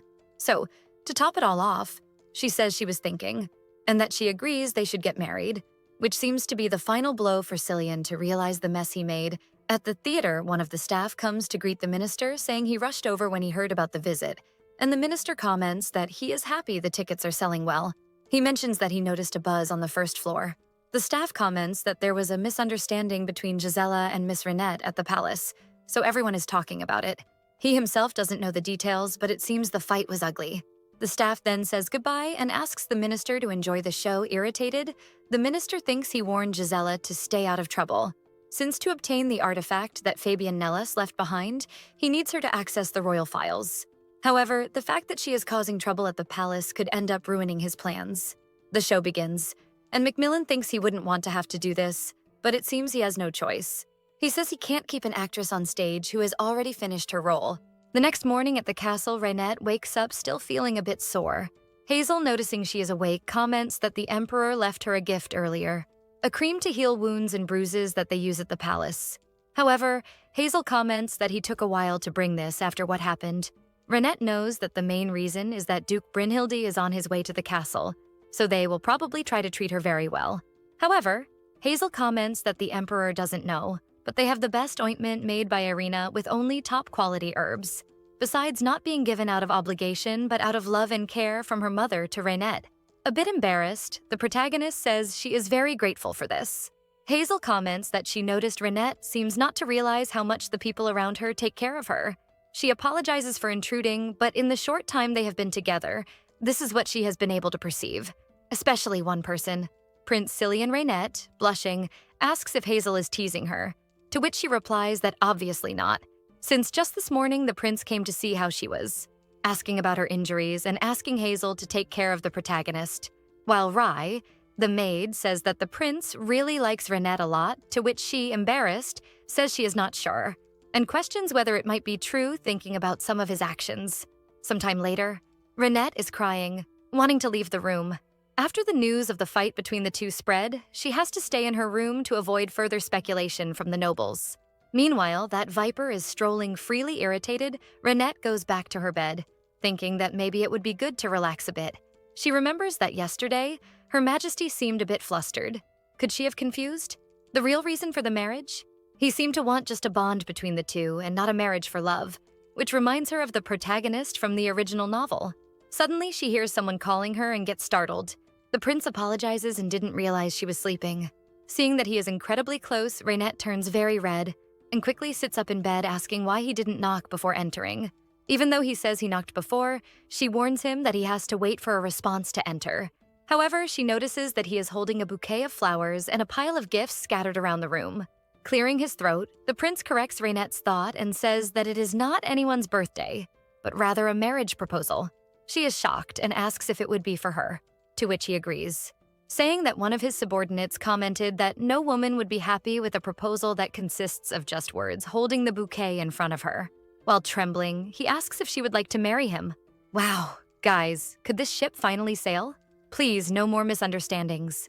Reynette, without answering, just smells the flowers while smiling. Then she responds that yes. After all, the flowers are very beautiful, which makes the prince confused, wondering if it is just because of the flowers. She quickly corrects him, saying that it is not just because of the flowers completing. She says that, in fact, she is very moved that he did this. But before she finishes the sentence, he kisses her cheek. While Reynette is shocked, he simply says, "Thank you, my dear wife." She screams that they are not officially married yet, while he takes something out of his pocket, saying that he brought an engagement ring for her. But he pulls out a dagger from the sheath, which leaves Reynette confused.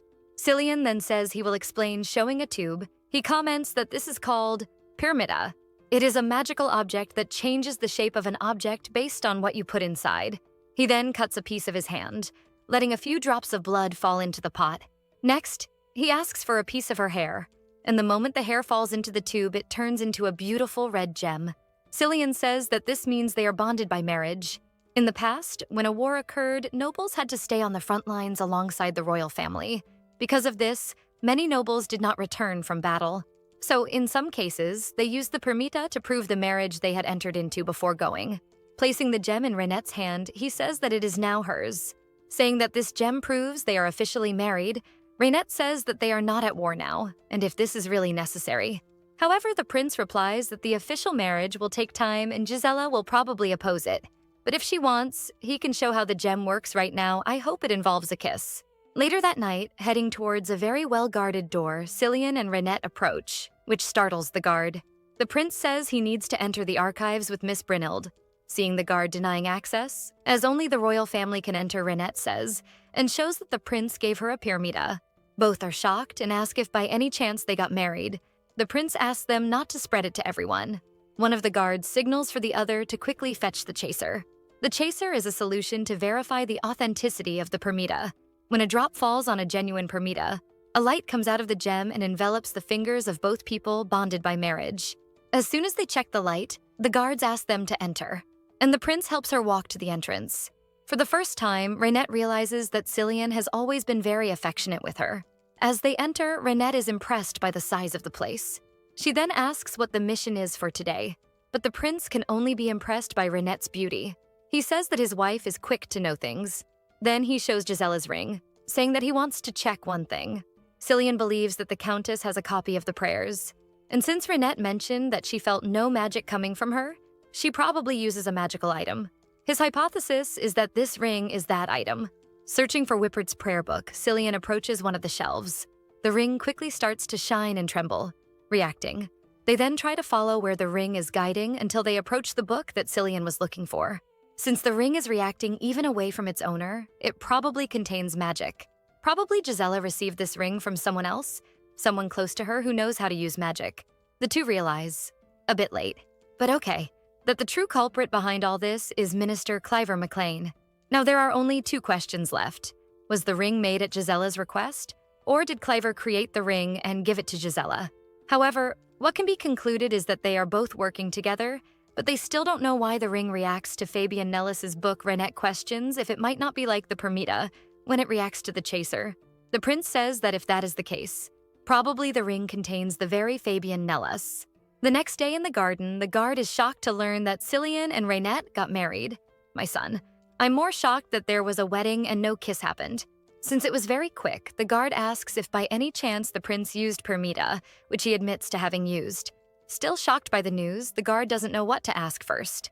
Finally, he manages to question the prince about how he got Reynette to agree to this, which makes the prince question himself as well, how she accepted to marry him so easily. However, just yesterday after the incident, Reynette proposed a divorce in 6 months, which caught the prince off guard, realizing that the mission had not yet been completed. He simply replies, no, and Reynette asks him to think carefully. Cillian asks if it's because in 6 months, She won't need to access the archives anymore. To which she says no, but that it would be for his own good. The problem is that Raynette is worried about the original plot of the story where Cillian and Vanessa end up falling in love and getting married. Obviously, the prince has no idea what she means by that, but he is firm in his decision not to divorce her.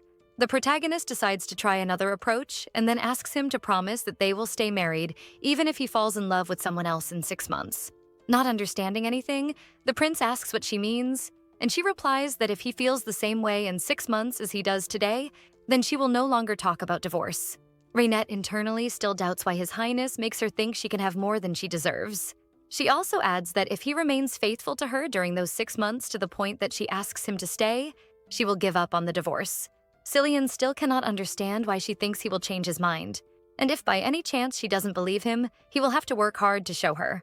The poor guy, besides being ignored while the prince thought about the agreement with Raynette, also got beaten up, poor thing. Cillian still finds it curious that the only thing she is asking for is for him to be faithful, knowing that he is already her little puppy. Hazel and Gerald rush into the room wanting to know if it's true that the two got married. Embarrassed, Raynette questions how they found out about this.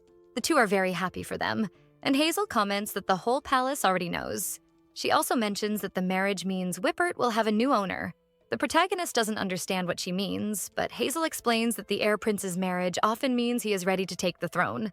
Therefore, soon the prince will be crowned emperor.